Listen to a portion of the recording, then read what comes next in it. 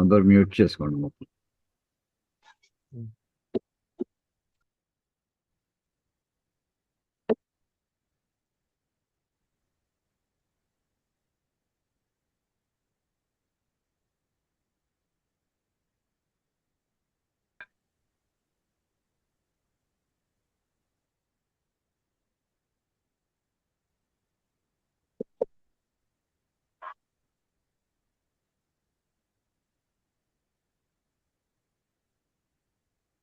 ఓం శ్రీ మహాగణాధిపతయే నమః. ఓం శ్రీ మహాసరస్వత్యై నమః. ఓం శ్రీ గురుభ్యో నమః. హరి ఓం. ఓం గణానాం త్వా గణపతిం భవామహే కవిం కవీనాముపమశ్రవస్తమం జ్యేష్ఠరాజం బ్రహ్మణాం బ్రహ్మణస్పత ఆనశృణ్వన్నోతిభిస్సేదసాదనం. ఓం ప్రణో దేవీ సరస్వతి వాజేభిర్వాజినీవతి ధీనామభిత్రియవతు. ఓం నారాయణం పద్మభువం వసిష్ఠం శక్తిం చ తత్పుత్రపరాశరం చ వ్యాసం శుకం గౌడపదం మహాంతం గోవిందయోగీంద్రమథాస్య శిష్యం శ్రీశంకరాచార్యమథాస్య పద్మపాదం చ హస్తామరకం చ శిష్యం తంత్రోటకం వార్తికకారమన్యానస్మద్గురూన్ సంతతమానతోస్మి. శృతిస్మృతిపురాణానామాలయం కరుణాలయం నమామి భగవత్పాదం శంకరం లోకశంకరం. శంకరం శంకరాచార్యం కేశవం బాదరాయణం సూత్రభాష్యకృతౌ వందే భగవంతౌ పునః పునః. ఈశ్వరో గురురాత్మేతి మూర్తిభేద విభాగిని వ్యోమవద్వ్యాప్తదేహాయ దక్షిణామూర్తయే నమః. ఓం నమో బ్రహ్మాదిభ్యః బ్రహ్మ విద్యా సంప్రదాయకర్తృభ్యః వంశఋషిభ్యః మహద్భ్యః నమో గురుభ్యః. సర్వోపప్లవరహితః ప్రజ్ఞానఘనః ప్రత్యగర్థః బ్రహ్మైవాహమస్మి. ఓం పార్థాయ ప్రతిబోధితాం భగవతా నారాయణేన స్వయం వ్యాసేన గ్రహీతాం పురాణమునినా మధ్యే మహాభారతం అద్వైతామృతవర్షిణీం భగవతీమష్టాదశాధ్యాయినీం అంబ త్వామనుసందధామి భగవద్గీతే భవద్వేషిణీం.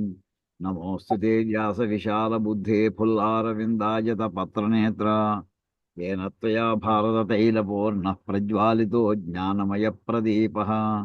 प्रपन्नपारिजाताय तोत्रवेत्रैकपाणये ज्ञानमुद्राय कृष्णाय गीतामृतदुहे नमः. वाचकः प्रणवो यस्य क्रीडावस्त्वखिलं जगत् श्रुतिराज्ञा वपुर्ज्ञानं तं वन्दे देवकीसुतं.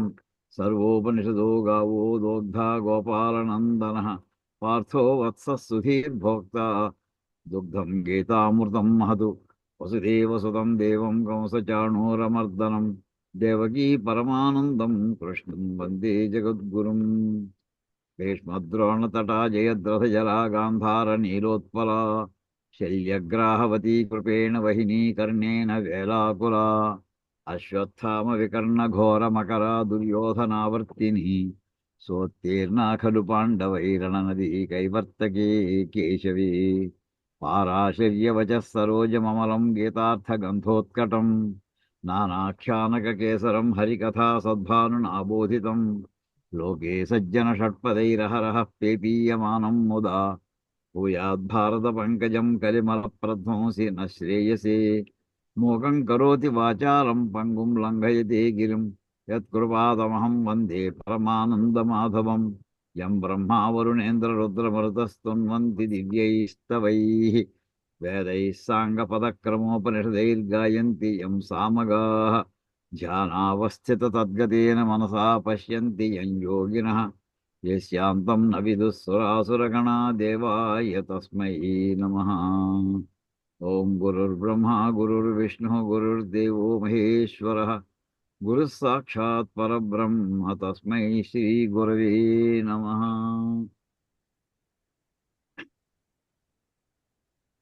ఈ పరమేశ్వరుని యొక్క అనుగ్రహంతో మనం భగవద్గీతలో 4వ అధ్యాయంలో 2 చాలా ప్రసిద్ధమైనటువంటి శ్లోకాలు యదా యదా హి ధర్మస్య గ్లానిర్భవతి భారత అభ్యుత్థానమధర్మస్య తదాత్మానం సృజామ్యహం అనే వాక్యం ఒకటి, పరిత్రాణాయ సాధూనాం వినాశాయ చ దుష్కృతాం ధర్మ సంస్థాపనార్థాయ సంభవామి యుగే యుగే.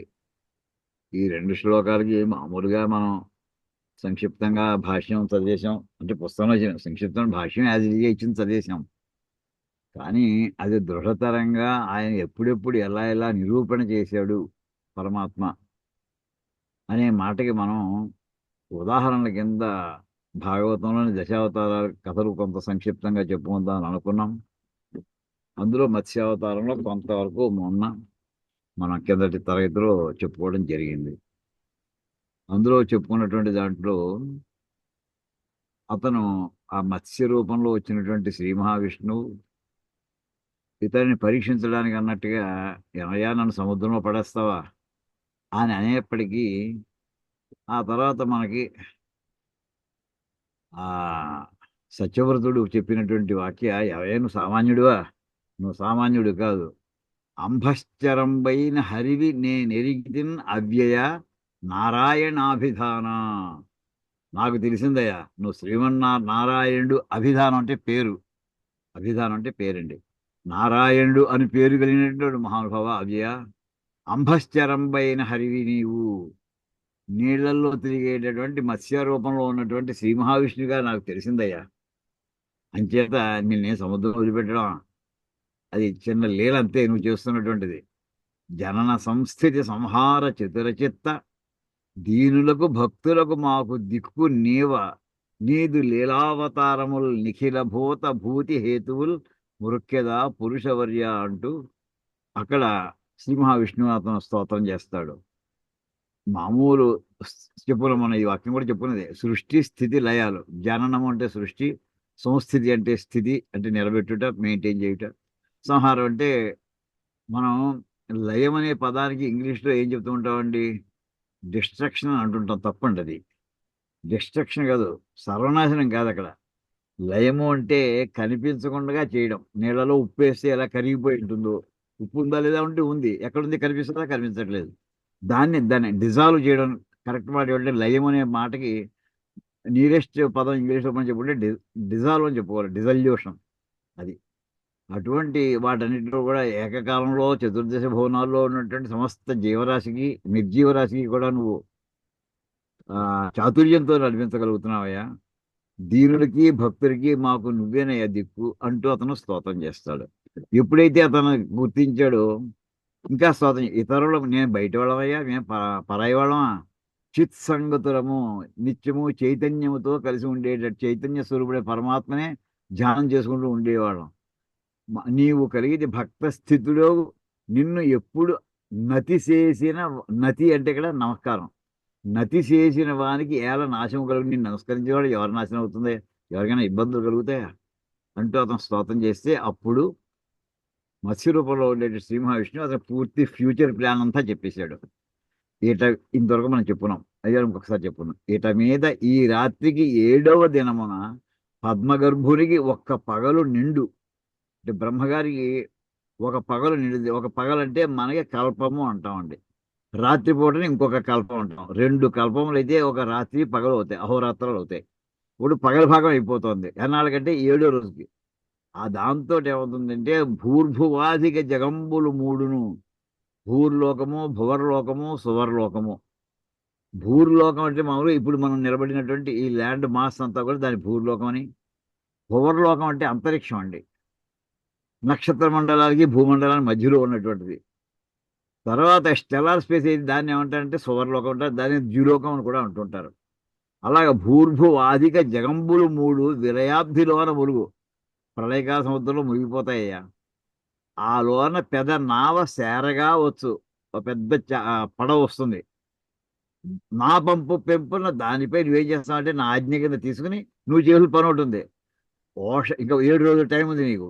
ఓషధి తతులు అంటే మొక్కలకి సంబంధించినటువంటి బీజ రాసులు నిడి, అందులో ఓషధ మొక్కలు కానీ, అంటే కొన్ని విత్తనం వేస్తే పెరిగే మొక్కలు, కొన్ని విత్తనం లేకుండా కాండ పెడుతుంది, ఆకు వేయచ్చు, ఏదో ఇంకో రకరకాలు వేయచ్చు. ఏం వేసినా అది మళ్ళీ పునరుత్పత్తి చేసేటటువంటి స్థాయి ఉండేటువంటి వృక్షజాతులు, వీటన్ని మనుషులు కానీ ఇలాంటి మొత్తాన్ని కూడా వీటిని ఉంచుకుని ఆ పడవలో పెట్టుకో. పయోరాశిలో విహరింపగలవు, సప్తఋషులు కలిసి తిరుగా అంటూ ఉంటాడు అని చెప్పి తర్వాత వర్షం ఇంకా సూర్యుడు అంతరించిపోతాడు, కనిపిస్తాడు, ఇంకా అంతర్ధానం అయిపోతాడు. పెంజీకటి మ్రోలగానరగా ముందు ఎదురుకుండా ఉందో ఏమి కనిపించదు. పెంజీకటి మిడుకుచుండు మునుల మేని వెలుగు. అంటే సప్తర్షులు కూడా ఈ పడవలో ఉంటారయ్యా. వాళ్ళ యొక్క దేహకాంతి మాత్రం మిణుకు మిణుకు అంటూ మెరుస్తూనే ఉంటుంది. తొలకుచుండు జలధి దోదూయమానమై నావ తేలుచుండు నరవరేణ్య. ఆ సముద్రంలో కెరటాలు ఈ పక్క నుంచి ఆ పక్క కొడుతుంటాయి, ఆ పక్క నుంచి ఈ పక్క నుంచి అక్కడ సముద్రం మధ్యలోనే ఓ పెద్ద మనకి సుడిగాలితోటి ఏర్పడినటువంటి అక్కడ బ్రహ్మాండమైనటువంటి మనకి సైక్లోన్స్ వచ్చినప్పుడు సముద్రం ఎంత డిస్టర్బ్గా ఉంటుందో అలాంటి పరిస్థితిలో ఈ పడవ అటు ఇటు ఊగిపోతూ ఉంటుందయ్యా. అప్పుడు నేనేం చేస్తానంటే ఇక్కడి నుంచి మనం ఈ భాగం చెప్పాలి. ఆ నావ మున్నీటి కరళ్లకు లోను కాకుండా ఆ మున్నీరు అంటే ఆ ప్రళయకాల సముద్రం నీళ్ళకి అంటే తరంగాలకి వాటికి కరళ్ళు అంటే తరంగాలు ఆ వాటికి లోను కాకుండా ఇరుగెలంకులను వెనుక ముందట రెండు వైపుల పడవకి రెండు వైపులా ఈ పక్కనే ఆ పక్కనే ముందు వెనక కూడా ఏమరకుండా పెన్నెరులకు నా కరులను దడియుతూ పొడువ వచ్చిన పలుగ్రాహంబులు నుడియుతూ సంచరించదం. దీన్ని పడవను ముంచేయడానికో లేదా ధ్వంసం చేయడానికో వచ్చేటటువంటి గ్రాహంబులు, గ్రాహం అంటే మామూలుగా అర్థం మొసలేనండి. పలుగ్రాహములు అంటే పెద్ద పెద్ద చేపల్లో కూడా తిమింగలాలు లాంటివి కావచ్చు, నీళ్ళలో తిరిగేటటువంటివి. అవన్నీ వస్తే వాటిని పట్టుకుని వాటిని సంహరిస్తూ ఉంటాను. ఇంతట్లో ఒక పెనుబాము చేరువ నా అనుమతిని పొడసూపెడు. ఒక పెద్ద పాము కూడా వస్తుంది, అది నా అనుమతితో అక్కడికి వస్తుంది.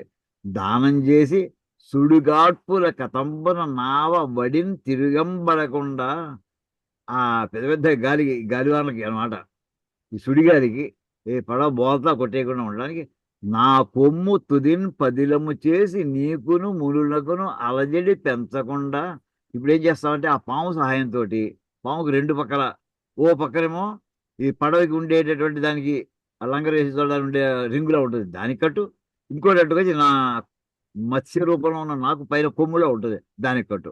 దానివల్ల ఏమవుతుందంటే పదిలము చేసి నా కొమ్ము తుదిని పదిలము చేసి నా కొమ్ము చివరి భాగంలో పదిలంగా జాగ్రత్తగా దాన్ని నువ్వు నిలబెట్టి ఉంచితే కట్టి ఉంచితే నీకును మునులకును అలజడి చెందకుండా మీకు డిస్టర్బెన్స్ లేకుండా మున్నీట నిప్పాటం తమ్మిచూలి. ఎంత చక్కటి తెలుగు చూడాలి, ఒక్క పదాలు మామూలుగా ఇవాళ మన పరిచయంలో లేకుండా ఉన్నాయండి. మున్నీట అంటే సముద్ర నీరు, నిప్పాటం తమ్మిచూలు అంటే బ్రహ్మగారు. ఎంతసేపు ఇది ఆ రాత్రి గడవాలి ఆయనకి. తమ్మిచూలి రేయి వేగునంతకు మెలంగదం. వేగునంత కంటే ఆ చీకటి వెళ్ళిపోయి వెలుగు వచ్చేదాకా నేను ఉంటానయ్యా, అక్కడ నేను తిరుగుతూ ఉంటాను. అది కారణంబుగా జలచర రూపంబున్ గైకొంటి. అంతవరకు ఈ సముద్రంలో తిరగడం కోసం నేను జలచర రూపాన్ని ధరించాను, మత్స్యావతార ఎందుకు ధరించాను అనేది బ్రహ్మగారిని ఆ రాత్రిపూట ఆయన నిద్రిస్తున్న సమయంలో మొత్తం సమస్తమైనటువంటి జీవరాశిని రక్షించుకోవడం కోసం, ఏ రూపంలో, బీజ రూపంలో రక్షించుకోవడం కోసం అని. ఇది అక్కడ కారణం అండి. మనం మొత్తం 4 పాయింట్స్ పెట్టు బయలుదేరాం. ధర్మము అధర్మము, ఆ రెండు, ధర్మము క్షీణిస్తున్నట్టు కనిపిస్తుండడం, అధర్మము వృద్ధి పొందుతున్నట్టు కనిపిస్తుంటుంది. సాధువుల్ని వాళ్ళని రక్షించాలి, దుర్మార్గుల్ని శిక్షించాలి. మనం ఇలా కొన్ని పెట్టున్నాం. ధర్మ ప్రతిష్టాపన చేయాలి. ఇవి పాయింట్స్. ఇక్కడ కారణం చెప్పాలి. ఆయన అడిగాడు కూడా, శౌరికాది మహర్షి కూడా అడిగాడు, ఎందుకయ్యా ఆయన మత్స్యావతారం ఎత్తలేవయ్యా, అందులో ఎటువంటిది తమో కూడా ప్రధానమైనటువంటి జీవజాతిది అని చెప్తే, ఇప్పుడేను ఇది బ్రహ్మగారికి మళ్ళీ మెరుపు వచ్చేంత వరకు జ్ఞానాన్ని మొత్తం అంతని కూడా రక్షించాలని, సప్తరుషులను రక్షిస్తే అందరినీ రక్షించినట్టే. ధర్మనిష్ఠుడైన నిన్ను రక్షిస్తే ధర్మాన్ని నిలబెట్టుకున్నట్టే. సంక్షిప్తంగా చెప్పాలంటే సత్యవ్రతుడిని రక్షించడం ద్వారా ధర్మాన్ని నిలబెట్టుకున్నాడండి ఆయన. అది అక్కడ చేసినటువంటి సాధు సత్వరుని రక్షించడం అంటే సప్తరుషుని రక్షించుకోవడం అండి. ఆ వాక్యంలో మనకి ఏదైతే ఇక్కడ అన్వయం అలా చేసుకోవచ్చండి. మనం సత్యం అనే మాటకి, ధర్మం అనే మాటకి కూడా ఈ పర్యాయ పదాలుగా వాడుతుంటాం. కానీ మామూలుగా ఒక్కో దాంట్లో 10 అంశాలు ఉంటాయి. అందులో సత్యంలో ధర్మంలో సత్యం కూడా ఉంటాయి, దాని వివరణలో వస్తాయి. ఆ రకంగా ఇక్కడ మనకి అక్కడ పరిత్రాణాయ సాధూనాం వినాశాయ దుష్క, వినాశాయ కూడా ఇందులో కథ వస్తుంది మనకి. ధర్మ సంస్థాపనార్థాయ, ఇవన్నీ కూడా యథాతథంగా ఇక్కడ చెప్పినటువంటి భగవద్గీతలో చెప్పినటువంటి ఆ 2 శ్లోకాల్లో చెప్పి ప్రతి పాయింట్ ప్రతి అవతారంలో కనిపిస్తాయండి మనకి. మనం వాటి మీద దృష్టి కొద్ది చదువుతాం. పూర్తి మొత్తం భాగవత కథ అంతా చెప్పుకోవడానికి ఇక్కడ పెట్టుకోవట్లేదు అని చెప్పి అప్పుడు అంతా చేసి మరియు నిన్ను అనుగ్రహింతును. అనుగ్రహిస్తానంటే ఏంటంటే నీకు మోక్షాన్ని ప్రసాదిస్తాను అని సత్యవర్తుండు చూడన్ హరి తిరోహితుండయ్యే. ఇంతవరకు మనం చెప్పుకున్నామండి. దీని తర్వాత అప్పుడు ఇంతట్లో ఇది ఎన్నాళ్ళ క్రితం చెప్పాడు ఈయన? 1 వీక్ అడ్వాన్స్గా చెప్పేశాడు సత్యవర్తుడికి. ఈ వారం రోజులు ఏం చేయాలి ఈయన? సామాన్ అంతా మన లగేజ్ అంతా ప్రిపేర్, సామాన్ అంతా మన బిడ్డింగ్లు కట్టుకున్నట్టుగా ఈయన ఎక్కడెక్కడ హోటల్స్లోనే అన్ని బస్తాలు ఎక్కించి సిద్ధం చేసి పెట్టుకోవాలి. చేసి ఇక్కడ ఈ లోపుగా ఏం చేయాలి ఈయన? శ్రీ మహావిష్ణువు ధ్యానం చేస్తూ ఇక్కడ కూర్చున్నట్టండి ఆయన. మత్స్యరూపి అయిన మాధవు నుడుగులు తలచికొనుచు రాచ తపసి ఒక్క దర్భ చెయ్యన్ తూర్పు తలగడగా పండి కాచియుండె నాటి కాలమునకు. ఆ మత్స్యరూపి అయినటువంటి మాధవుడు ఉడుగులు అంటే మాటలు అవన్నీ తలుచుకుంటూ రాతదపతి క్షత్రియుడైనటువంటి అంటే రాజర్షి అయినటువంటి ఈ సత్యవర్తుడు దర్భశయ్య వేసుకున్నట్ట. ఏ పక్కగా తూర్పు నుంచి పడమరకి దర్భలు పడుతున్నట్టండి. దాని పడుకున్నాడండి. అందులో తలగా ఏ పక్కన పెట్టాడు? తూర్పు వైపున పడమర వైపున తలవైపు తల కాస్త తూర్పు వైపు పెట్టుకున్నట్టు. ఆ మాట వస్తున్నాడు. మన తలగడ అనే మాట కొత్త మాట ఏం కాదు, మధ్య రోజు మాట. అప్పటి నుంచి పోతనగారి కాలంలో కూడా తలగడ ఉందండి. తలగడగా పండి కాచి శుభ్రంగా నిలువుగా పడుకున్నాడండి. ఎంతవరకు? నాటి కాలమునకు 7వ రోజు వచ్చేదాకా అలాగే పడుకున్నట్టు ఆయన. ఇంతట్లో కల్పాంతంబుడాసినన్, అంతట్లో ప్రళయం కోసం చూస్తున్నాడు. ప్రళయం ప్రారంభమైంది అంటే అక్కడ 7వ రోజు పూర్తి అయిపోయింది. బ్రహ్మగారి పగలు పూర్తి అయిపోయింది. ఇంతట్లో ఇంకా బీభత్సం స్టార్ట్ అవ్వాలి. ఉల్లసిత మేఘ పంక్తులు జల్లించి మహోగ్ర వృష్టి జడుకొని కురియన్ వెల్లి విరిసి జలరాశులు సెల్లెలి కట్టలను దాటి సీమల ముంచన్. చెలియల కట్ట అంటే మనకి బీచ్. అది దాటి సముద్రం సామాన్యంగా ఎప్పుడు దాటి రాదు. అక్కడే తిరుగుతూ వెనకడిపోతుంది తప్ప నిజంగా అది దాటదలుచుకుంటే మన సునామీ వస్తే ఎవడ ఆపగలదని. ఇప్పుడు ఏం చేసిందంటే సునామీలు వచ్చేయటండి. ఎలా వచ్చాయి? సునామీ వస్తే ఇంక చెలియలు కట్టలేదు, ఇంకా మన బోర్డర్ సెక్యూరిటీ ఫోర్స్ ఏమీ లేదు. బోర్డర్ వైలేషన్స్ అన్ని దాటేస్తుంది. చెలియలి కట్టలన్నీ కూడా దాటేసింది. అంటే సముద్రానికి సహజంగా తాను పేరు 0 ఎంఎస్ఎల్, ఏఎంఎస్ఎల్ అంటుంటాం, యావరేజ్ మీన్ సీ లెవెల్ అని. ఆ లెవెల్ దాటేసి సీమలను ముంచెన్. మనకి ఇదివరకు దివిసీమ మునిగిపోయింది, అలాంటిది వచ్చి ఇప్పుడు మొత్తం సమస్త సీమల్ని ముంచేసింది అది. చూడండి ఎంత సరి. అవే మన కొన్ని పదాలు ఈవేళకి 500-600 సంవత్సరాలకి అవే ఉన్నాయి, మారిపోలేదు. ఈ రకంగా ఉండగా నెక్స్ట్ ఇంతట్లో బ్రహ్మగారు ఏం చేస్తున్నాడు ఆయన చూడండి.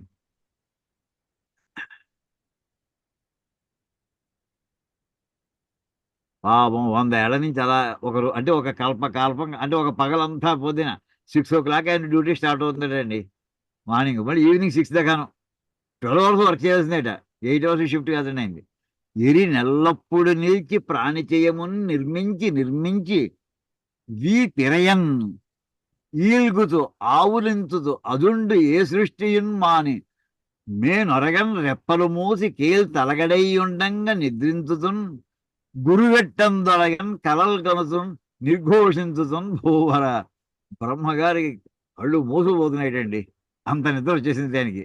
చూడండి ఏమిటి ఏం చేస్తాడా, ఎంత అలసిపోయేటంటే ఎల్లప్పుడూ నిలిచి ప్రాణి చేయమున్ నిర్మించి ఈ జీవుడంతా ఆయన అనుకున్నప్పుడు వీడి ఫలానా టైం వీడు పుట్టాలి, ఫలానా టైం వాడు పోవాలి, వాడు పుట్టాడు చూడాలి, పోయాడు చూడాలి, మళ్ళీ పోవడం అంటే మళ్ళీ సారి పుట్టాలి మళ్ళీ ఇంకో చోట. అలా వాడిని పోయినట్టు ఆ పుట్టిస్తూనే ఉన్నట్టండి పాపం. చేయించి చివరికి ఏమైంది ఆయన పాపం అలా కూర్చుని రాస్తూనే ఉంటేట ఆయన నడ్డి విరిగిందిటండి. మామూలుగా నడ్డి విరిగిందంట, ఆ బరువు మోయలేకంట. వీపు ఇరియన్ చూడండి, వీపు విరిగిపోయింది అంటే నడ్డి వంగిపోయింది అనమాట, నడ్డు విరిగింది. అంతలా కూర్చుని రాశాడు, లేవలేదన్న మధ్యలో, మళ్ళీ బ్రేక్ లేదు ఆయన పాపం. తర్వాత ఇంతట్లో నీల్గుతున్, అబ్బా ఇంకా చాలురా బాబోయ్ అనుకుంటూ ఆవులింత స్టార్ట్ అయ్యాయి. అదుండే సృష్టియున్ మాని, ఇంకా చాలు పుస్తకం మూసేద్దాం, నిద్ర వస్తుంది, ఇంకా రాయలేం కానీ రాయలేను అనుకుంటూ పని నేను అరగని శరీరం పక్కకి ఆటోమేటిక్గా ఆ నిద్రలో మనకు అప్పుడు కునికిపాటు చూస్తుంటే మనం ఏ పక్క పడతాం మనకే తెలియదు. అలాగే శరీరం ఆయన పక్కకి పడిందిటండి. రెప్పలు మూసి తలగడై, కేలంటే చేయి అడ్డం పెట్టుకుని ఇలా పడుకున్నట్టండి ఆయన. తలగడై ఉండగా నిద్రించుతో ఇంతేగాని గొరక పెట్టడం ప్రారంభించాడు. ఆ నిద్ర అంత నిద్ర చేశాడు. గురు పెట్టం తొడగన్, గొరకలోకి వెళ్ళిపోయాడు. ఆ వెళ్ళిన తర్వాత గొరకలు అంటే సుషుప్తులో వెళ్ళిపోయాడని. కలలు కనుసు మధ్యలో స్వప్నావస్థలో వెళ్ళండి. కలలు కనుసు ఆయనకి ఏం కళలు వస్తాయో పాపం. నిర్ఘోషించుతుంది భూవరా అంటూ చెప్పుకొచ్చాడండి. ఇక్కడ జరిగింది ఏంటంటే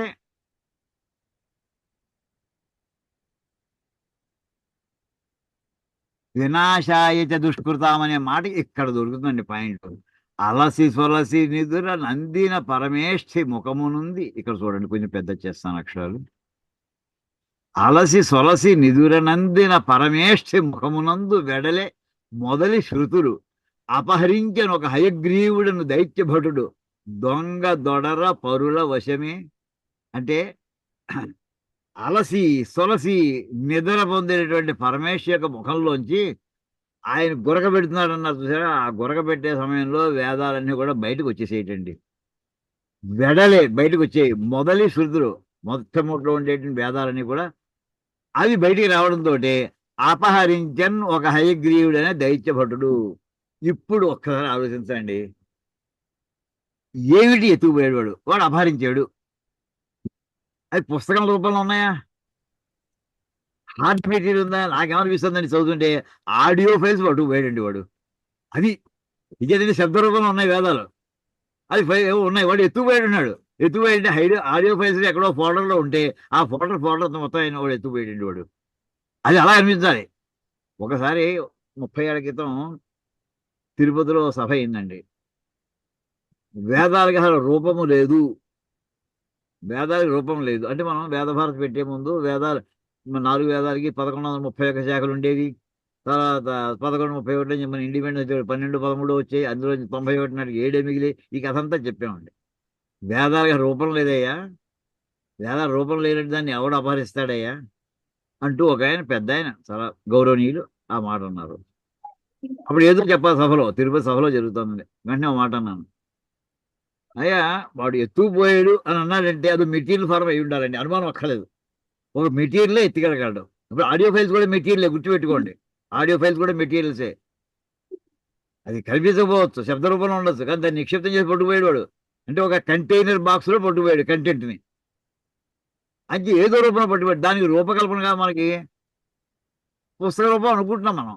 పుస్తకము అవి తాళపత్రాలు మనకు తెలుసును, పాత ప్రాచీన గ్రంథాలు. అంత ముందర ఇంకా ఏ రూపంలో ఉండేవో తెలియదు మనకి. ఇక్కడ చెప్పిన ప్రకారం అయితే పుస్తక రూపంలో ఉన్న కాదు, మనం చూసే పుస్తకాలు కానీ తాళపత్రాలు కాదని ఇక్కడ చెప్పటం లేదు. వాడు శృతులను అపహరించాను ఒక హయగ్రీవుడనే దైత్యభటుడు అని చెప్పి దానికి ఉదాహరణగా ఇంకొకటి చెప్తానండి. మాకు తెలిసినంత వరకు సరస్వతీదేవి యొక్క రూపాన్ని ధ్యానం చేస్తుంటే దోర్భిర్యుక్త చతుర్భిస్ఫటిక మణిమయీ వక్షమాలాం దధార హస్తేనైకేన పద్మం సితమపి సుఖం పుస్తకం చాపరేణ.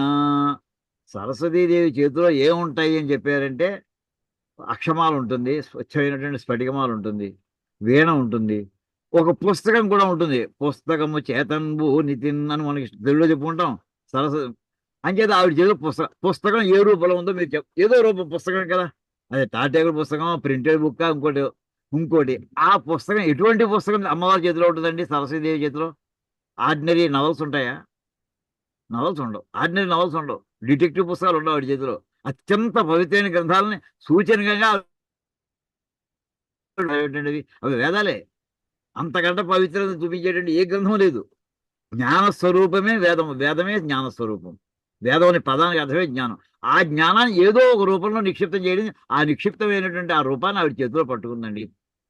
అందుచేత ఇక్కడ ఏమిటంటే పుస్తక రూపం పుస్తకంగా చూపించడంలో తప్పేం లేదండి. కంటెంట్ కాన్సెప్ట్ మాత్రం ఉండి తీరవలసిందే. వాడు అపహరించాడంటే ఒక దాంట్లో రాయబడింది, ఆ రాయబడినటువంటి ఆ మెటీరియల్ వాడు అపహరించాడు, వాడు రికార్డ్ చేయడం జరిగింది, దాన్ని వాడు అపహరించాడు అని ఆ వేళకు సమాచారం తగ్గది. దొంగ దొడర పరుల వశమే. వాడు ఎంత తపస్సు చేసి ఉంటాడంటే, బ్రహ్మగారు పడుకుంటే బెడ్రూమ్లోకి వెళ్ళడం, ఆయన గురగబెడుతుంటే పక్కన సెక్యూరిటీ వాడు ఎవరు లేకపోవడం, వాడు బతికున్నాడు, రాక్షసు బతికున్నాడు అపహరించ సిద్ధంగాను. చూడండి, సెక్యూరిటీ వాడు పోయారు, బ్రహ్మగారు మిగిలారు, వాడు మిగిలేట. అంటే వాడు కూడా ఎంత తపశక్తివంతుడు అయి ఉంటాడో ఆలోచించండి. వాడు దుర్బుద్ధితో ఉన్నాడు వాడు. ఆ దుర్బుద్ధి ఈ జ్ఞానం మూలంగా ఆయన సృష్టి చేస్తున్నాడు కనుక ఈ జ్ఞానాన్ని మనం ఆపరిస్తే మొత్తం ప్రపంచ విషయం అంతా మనమే శాశ్వత కాలాలు మళ్ళీ వెలుగొచ్చాక మనం చేయొచ్చు అనే ఉద్దేశం కూడా ఉందేమో వాడికి. జ్ఞానాన్ని అపహరించాడండి. ఇక్కడ మనం ఈ వేళ కాంటెక్స్ట్లో ఏం జరుగుతుందండి సమాజంలో? ఈ వేళ సమాజంలో దేశాల మధ్య అవుతుందండి. ఇప్పుడు అమెరికా వాళ్ళు డెవలప్ చేసినటువంటి ఆ F-35 ఇలాంటి విమానాల యొక్క డిజైన్స్ అన్నీ కూడా అమెరికాలో వర్క్ చేస్తున్నటువంటి చైనీసు, ఆ కంపెనీలో పనిచేస్తున్నారు వాళ్ళన్నీ చైనాకి జారేసేసారండి. చేసి మొత్తం దాన్ని ఫర్దర్ డెవలప్మెంట్ చేసేసారు వాళ్ళు. ఇప్పుడు అమెరికా వాళ్ళకి ఏ డిజైన్స్ ఉన్నాయో అన్ని డిజైన్స్ చైనా వాళ్ళు చేరిపోయాయి. ఎవరి అంటారు, starting from the beginning China వాళ్ళు డెవలప్ చేయలేదు. ఆల్రెడీ వాళ్ళు కాపీ కొట్టేశారండి. ఎగ్జాక్ట్లీ ఇక్కడ దైత్యభూతి చేసింది ఏంటండి, వాడు కాపీ కలిసి వాళ్ళు కాపీ కొట్టారు చైనా వాళ్ళు. వీడు కాపీ కాదు, మొత్తం సోర్సే కొట్టేశాడు వీడు. ఇంకేది బ్రహ్మగారి దగ్గర ఇంకా కాపీ లేకపోయి ఆయన పాపం దాచుకోలేదు, ఎవడో వస్తాడో అనుకోలేదు ఆయన. లేకపోతే ఇంకో కాపీ అక్కడ సీక్రెట్ ఎక్కడ పెట్టుకుని ఉండేవాడేమో. ఏం చేద్దంటే శ్రీ మహావిష్ణువు వచ్చి ఇప్పుడు ఆ గ్రంథాలన్నింటినీ ఆ రాక్షసుని చంపి మళ్ళీ పట్టుకొచ్చి ఈ చేతిలో పెట్టాడు, మనకు వాక్యం వస్తుందండి. ఇప్పుడు చూడండి తర్వాతది. అంటే మనకి ప్రాచీన కాలం నుంచి ఈ వేళ వరకు కూడా జ్ఞానాన్ని తస్కరించాలి, అపహరించాలి, స్వార్థానికి వాడుకోవాలి అనేటటువంటి కాన్సెప్ట్ మాత్రం కంటిన్యూస్ గా నడుస్తుందండి, అనుమానం లేదు. అక్కడ వాడు చదువులు తన చేయబడిన చదువుచు పెన్ బలయనుండ శంకించిబడిన చదువుల ముదుకడు కూరుక చదువుల తస్కరుడు స్వచ్ఛ జలనిధి కడుపన్. ఆ వేదాలను సాధించే హెగ్రుడు వాడిని చదవడం ప్రారంభించేసేటవాడు. చదవడం ప్రారంభించేటంటే అది పుస్తక రూపంలో అక్షర రూపంలో ఉండాలి. కంటి దీనికి ఒక మాట చక్షుర అక్షర సంయోగం అంటారండి. కంటికి అక్షరానికి సంయోగం ద్వారానే మనకి అక్షరం చదవగలుగుతాం, లేకపోతే శ్రవణాల ద్వారా. ఇక్కడ చక్షుర అక్షర సంయోగం జరుగుతుందండి. కంటికి చదువుతున్నాడు అని రాస్తున్నాడు అండి ఆయన. చదువుతున్నా అంటే కంటికి కనిపించే కంటికి రూపం ఆ అక్షరం ఉండాలి. అక్షరం కనిపించే షేపులో ఉండాలి. ఇప్పుడు మనం కంప్యూటర్ మీద అక్షరాలు కనిపిస్తున్నాయండి, అది పెన్తో రాసేమంటే కాదు, ఎలక్ట్రానిక్ స్క్రీన్ మీద మనం చూడగలుగుతున్నాం. ఇక్కడ చక్షుర అక్షర సంయోగం జరుగుతుంది. అలాగే ఏదో ఒక మీడియం మీద అక్షరాలన్నీ కనిపించేయండి, వేదాక్షరాలు వాడికి కనిపించేయండి, కనిపించేయగానే చదువుతున్నాడండి. అంటే ఒక రిటర్న్ ఫామ్ లో ఆ వేళ వాడికి లభించాయి, అనుమానం లేదు ఇంకా. ఈ భాగవత వాక్యాన్ని చూస్తూ దీనికి వాడు బయట ఇక్కడే ఉంటే మళ్ళీ బ్రహ్మ రూపులో ఉంటే మళ్ళీ ఆయన వెలుగొచ్చి లాక్కుంటాడేమో అని ఇక్కడి నుంచి పారిపోయి ఎక్కడ వెళ్ళిపోయి సముద్రంలో దాక్కున్నట్టండి. అంచేత ఇట్లు వేదంబు దొంగిలించి దొంగ రక్షసుండు మున్నీట మునింగిన సముద్రంలో దాక్కున్నాడు వాడు. వాని జయింపవలసి మ్రాను తీగల ఎందు విత్తనంబులు కొత్తలలు పెన్నీట నాని చెడకుండా మనుపవలసి ఎల్ల కార్యంబులకు కావలి ఆ పురుషోత్తముడు ఆ పెనురేయు చొరుదలయందు. ఇప్పుడు కనుక ఈయన శ్రీ మహావిష్ణువు చూశాడు, ఆ రాక్షసుడు వేదాలను పట్టుకోవడం చూశాడు. ఇప్పుడే ఈయన వెంటనే పరిగెట్టుంటే వెళ్ళాడు అనుకోండి, ఈ పడవ ఏమవుతుంది? ఇంకా చీకటి పూర్తిగా తెల్లారట్లేదు. ఇప్పుడే పడుకున్నాడు ఆయన. పడుకున్న వెంటనే వెళ్ళిపోయాడంటే మళ్ళీ పడవ పోతా పడిపోతున్నాము. మొత్తం ఉన్నటువంటి తర్వాత సృష్టి అయిన తర్వాత కావాల్సినటువంటి విత్తనాలని మ్రాను తీగల యందు విత్తనముల పొత్తలు ఇవన్నీ కూడా జాగ్రత్త చేయమని ఏవైతే సత్యవ్రతుడికి శ్రీ మహావిష్ణువు ఆదేశించాడో అవి పడవలో ఉన్నాయి, అవన్నీ పాడైపోతాయి. అంచేత అవి పెన్నీట నాని చెడకుండా, పడవ బోల్తా పడితే నీళ్ళలో మునిగిపోతాయి, నానిపోవటానికి పదం అప్పటి నుంచి ఉందండి. నాని చెడకుండా మనుపవలసి వాటి జాగ్రత్త ఉంది కనుక ఆ పెనురేయి ఆ ఎంతకాలం కల్పకాలం రాత్రి అంతవరకు తొలిదలింది అక్కడే అంతవరకు కాపలా కాసుకుని వాడిని జయించడం అంటే పరిస్థితి. ఈ రెండు కూడా చేయవలసిందే. ఇటు వాడిని జయించడం చేయాలి, ముందర ఈ వస్తువులు జాగ్రత్త చేసుకోవాలి, ముందర వస్తువులు రక్షిద్దాం, తర్వాత చూద్దామని చెప్పి బయలుదేరి వెళ్ళాడండి ఆయన. అప్పుడు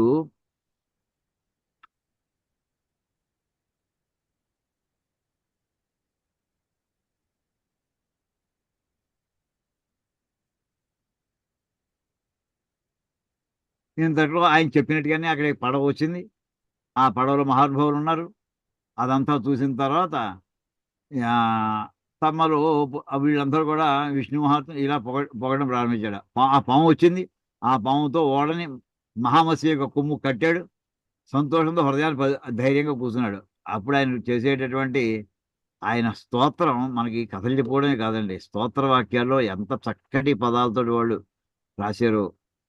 తమలో పుట్టు అవిద్య గప్పికొనుడు తన్మూల సంసార విభ్రములై కొందరు తేలుతున్ కలుగుతున్ పల్వెంటరన్ దైవ యోగమునందే పరమేశు గల్చి ఘనులై కైవల్య సంప్రాప్తులై ప్రమదం బంధురు అట్టి నీవు కరుణన్ పాలింపు మమ్మీశ్వర. ఆ పరమేశ్వరుడు మత్స్యరూపంలో ఉన్నటువంటి శ్రీ మహావిష్ణువు ధ్యానం చేసుకుంటూ కూర్చున్నాడండి ఈయన. తమలో పుట్టు అవిద్య గప్పికొనుడు, తమలో అవిద్య అనేది మనం పుట్టడంతో మనతో బాటే వచ్చేస్తుందండి. ఎలాగా అని చెప్పారు, మనతో బాటే ఎలా పుడుతుందయా అంటేట, ఇప్పుడు నిప్పు మనం వెలిగిస్తూ ఉంటే నిప్పుతో బాటే పొగ వచ్చేస్తుందండి.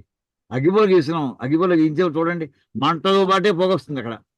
నిప్పు అంటుకుంది, అంటుకుంటూ దాని సహజము అన్నారు. సహజం అంటే న్యాచురల్ కాదని మన భగవద్గీత పాఠంలో చెప్పారండి. సైమల్టేనియస్లీ అర్థం. సహజం అనే మాటకి ఏమిటంటే సైమల్టేనియస్లీ బోరన్, ఒకేసారి పుట్టింది అది. ఇంకా అది నిప్పోసారి పొగోసారి అలా పుట్టలేదు, ఏకకాలంలో పుట్టాయి. అలాగా ఆ మనతో పట్టినటువంటి అవిద్య పుట్టింది, అజ్ఞానం పుట్టింది. దాని మూలంగా ఈ సంసారం ఇందులో పడి కొట్టుకుంటూ ఉన్నాం, ఇందులో పుడుతూ తేలుతూ ఈ రకంగా అనేక రకాలుగా ఉండగా దైవ యోగం చేత పరమేశ్వరుని గొలుచుకుని కొంతమంది మహానుభావులు మోక్షాన్ని పొందేది కైబల్య సంప్రాప్తే ప్రమదం ఆనందంలో వస్తారయ్యా వాళ్ళు. అట్టి నీవు వాళ్ళందరికీ ఆనందాన్ని ఇస్తుంటావు, మమ్మల్ని కూడా కాస్త కరుణతో రక్షించవయ్యా అంటూ ఒక అద్భుతమైనటువంటి శ్లోకాన్ని మనకి పద్యం వింటామండి. ఇంకా ఇంకోటండి, కన్నులు కల్గువాడు మరు కానని వానికి త్రోవగా దన్న తెరంగు మూఢునగు సన్మతి తాగురుడౌట సూర్యుడే కన్నులగాగా భూతములగా అంతుతు నుండు రమేశ మాకు ఉజ్జన్నయ మూర్తివై గురువై అల సద్గతి జాడ చూపవే. ఏమయ్యా, కళ్ళు లేనివాడు ఇంకోటి ఎవడో దారి చూపిస్తాను బయలుదేరేటండి ఇంకోటికి. ఎంత హేళనగా ఉంటుందండి ఇది. కన్నులు కలువాడు ఇంకోటికి మామూలుగా కళ్ళు ఉన్నటువంటి వాడు వాడి కాళ్ళు లేకపోవచ్చు, వాడి దారి చూపించవచ్చు. నాకు దారి తెలుసు, నేను నడవలేను కానీ దారి చూపించగలను. కన్నులు కలుగువాడు కళ్ళు లేనటువంటి వాడి ద్రోవ చూపచ్చు. అలాంటిది మాకు నువ్వేమిటంటే సూర్య భగవానుడే నీ నేత్రమయ్యా. సమస్త సృష్టిని ఆయన జాతవేద సమస్తము తెలుసు ఆయనకి. ఆయన విశ్వపతి, విశ్వానికి నాయకుడు. ఆయన కంటతో చూస్తున్నాడు, 24 గంటలు చూస్తూనే ఉంటాడు, ఎక్కడో మొత్తం విశ్వం అంతని కూడాను. అటువంటి నువ్వు ఆ సూర్యచంద్రులే, సూర్యుడే కన్నులు కాగా ఆయన భూతములను రక్షిస్తూ సర్వజీవి రస్తు కూడా గురుడు అవుతుంటావు. మాకు నువ్వు ఏం చేయాలంటే గురువుగా ఉండి నీకు అన్నీ తెలిసినట్టుగా ఏమీ తెలియని మాకు పాఠం చెప్పవయ్యా. ఏమిటి ఆ పాఠం అంటే సద్గతి, మాకు మంచి మార్గంలో సద్గతి అంటే ఉత్తమమైనటువంటి స్థితి. ఈ దేహాంతం అయితే మళ్ళీ ఏ పురుగు కిందో, ఏ క్రిమి కిందో, ఏ జంతువు కిందో కాకుండా మళ్ళీ మాకు కాస్త మోక్షాన్ని వెళ్ళేటటువంటి దారి చూపించే మార్గంలో మనం తీసుకెళ్ళి ఆ సబ్జెక్టు మాకు పాఠం చెప్పబోయా అంటూ అక్కడ ఈ గురువుగా ప్రారంభిస్తున్నాడండి. శ్రీ మహావిష్ణువు గురువుగా ఉంటే మాకు ఊహయే. మనకి యాక్చువల్ ఈ మాట అనేప్పటికీ వెంటనే గురుర్ బ్రహ్మ గురుర్ విష్ణు అనే మాటకి ఎంత దూరమో చూసుకోండి. బ్రహ్మగారిని ఒక్కసారి గురువుగా పెట్టు చూడండి, మనం పిలిస్తే కాదం లేదు ఆయన, నేను రాను లేదు ఆయన. విష్ణుమూర్తిని కూడా పిలవండి, ముగ్గురిని ఒక్కసారి పిలవండి. ముగ్గురు టీచర్లు వచ్చి కూర్చుంటారండి. ఇప్పుడు మీరు పాఠం అడగండి. బ్రహ్మగారు ప్రారంభిస్తే ఆగవాయి కాసేపు ఒకసారి నువ్వు చెప్పేది మాట నేను వివరణ చెప్పాలని చెప్పి విష్ణు అందుకుంటాడండి. విష్ణు చెప్తే ఇంతే కాదు ఇంకో పాయింట్ కూడా ఉందని చెప్పి శివుడు అందుకుంటాడండి.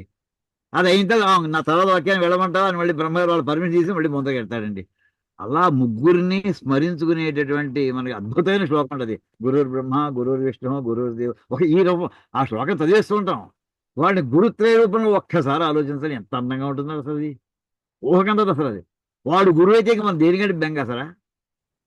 మనకి అదే చెప్తుంటాం, మన విద్యా విధానంలోనండి ఎలాంటి పద్ధతులు పెట్టారంటే నీకు ఎవరిని పొందవలసి ఉన్నావో అంతిమంగా వాళ్ళనే గురువుగా పెట్టేసుకురా బాబు, వాళ్ళే తీసుకెడతారు. నీకు సమస్య ఉంది. అందుకోసమే సహస్రలింగార్చనలో చేస్తూ దాంట్లోనండి మొట్టమొదటి ప్రథమ ఆవరణంలో గురుత్రయం పెడతారు. బ్రహ్మ విష్ణు మహేశ్వరుడే గురువు. ఆ గురువుకి నమస్కారం పెట్టి నువ్వు లోపల సహస్రలింగార్చనలో బయలుదేరు. అక్కడ ఈ భావన అక్కడ కనిపిస్తుందండి. అదే మాట ఇక్కడ మళ్ళీ నేను వ్యక్తం చేస్తున్నానండి సత్యవర్ధుడు. ఎంత దూరం గురువుని నీకు గైడ్గా పెట్టుకుంటే ఇంకా గొడవ ఉందండి అసలు. శ్రీమా విష్ణుని గైడ్గా పెట్టుకుంటే సమస్య ఉందండి అసలు. ఆయన గైడ్గా ఉండాలంటే నువ్వు మనం అడక్కపోవడం కూడా దూరంగా చూస్తూ కూర్చుంటాడు. అడిగితే ఎప్పుడు కాదం లేదు ఆయన. గురువు అయి ఆ సద్గతి జాడ చూపవే మాకు, అదే ఆ దారి చూపించవలసింది. తర్వాత ఇంగళము తోడి సంగతి బంగారము వన్ని కలుగు భంగిని త్వత్సేవాంగీకృతల అఘంబులు భంగంబుల పొందు ముక్తి ప్రాప్తించు అంటూ ఇక్కడ ముక్తి ఎలా వస్తుందో చెప్తాడండి. హరి అంటూ ఇంగళం అంటే అగ్ని, మంట అంటే నిప్పు కణం అండి. ఇంగళం అంటే నిప్పు. నిప్పు అంటే మన బొగ్గుల మీద కాల్చినప్పుడు ఆ బొగ్గు కడిగిని మంటతో ఉంటే దాన్ని, నిప్పుతో ఉంటే దాన్ని ఇంగళం అంటారు. అది దాంతో బంగారం దాన్ని పెట్టి వాడు ఏం చేస్తాడంటే పుటం వేసేప్పుడు దాన్ని పెడతారు. మాలిన్యం అంతా కూడా పక్కన హరించిపోతుంది. అప్పుడు ఆ బంగారం మెరుపు పుటం వేసి బంగారం అంటుంటాం. ఇంగళము తోడి సంగతి, ఆ నిప్పుతోటి కనుక కలిసి, సంగతి అంటే కలిసి ఉండుట, దానికి బంగారం వన్నె కలుగు భంగిని, బంగారం 16 మనకి అంశాలతోటి పదహారు బన్నెల బంగారం ఎలా అయితే పుటవేసి బంగారం ఎలా ప్రాప్తిస్తుందో అలాగా తత్ త్వత్సేవాంగీకృతల మేము నీకు చేసేటటువంటి సేవ చేయుట అనేటటువంటి మేము పెట్టుకుంటే మా అఘములన్నీ కూడా పాపాలన్నీ కూడా భంగం అయిపోతాయ్యా. అంటే నిప్పులు బంగారం చుట్టూ ఉన్న మాలిన్యం ఎలా తొలగించబడుతుందో నీ సేవ చేసుకుంటే మాకు మొత్తం ఉండే పాపాలన్నీ పోతాయ్యా. అప్పుడు ఇంకేం మిగులుతుంది? పాపం పోవడమే ముక్తి ప్రాప్తించడం ఆఖరి మెట్టయిపోతుందండి. మనకి శంకరాచార్యులు ఎప్పటికీ జ్ఞాపకం ఉంచుకోండి, చిత్తశుద్ధి అనే మాట వాడుతుంటారు ఆయన. ఆ చిత్తశుద్ధి అనేది ఏంటంటే మనకి సమస్త పాపాలు పోవడం, పాత సంస్కారాన్ని ధ్వంసం అయిపోవడం, చివరి ముక్తి. దానివల్ల నీకు మోక్షం వస్తాయా? అప్పుడు జ్ఞానం నీకు సంపూర్ణంగా సిద్ధిస్తుంది. జ్ఞాని అయిపోయి కైవల్యం అంటే క్రమముక్తి, అది మార్గం అవుతుందయ్యా. ముక్తి ప్రాప్తించు హరి.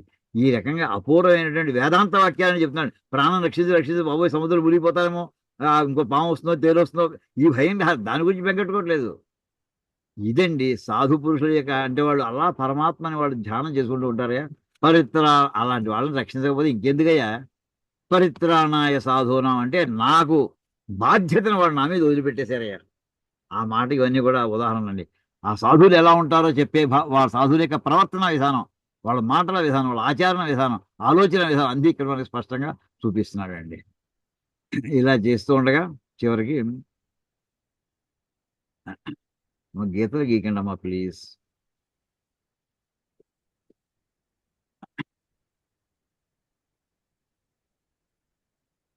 అప్పుడు ఈయన చెలినై కొన్ని ఇంపార్టెంట్ చెప్పుకున్నాను.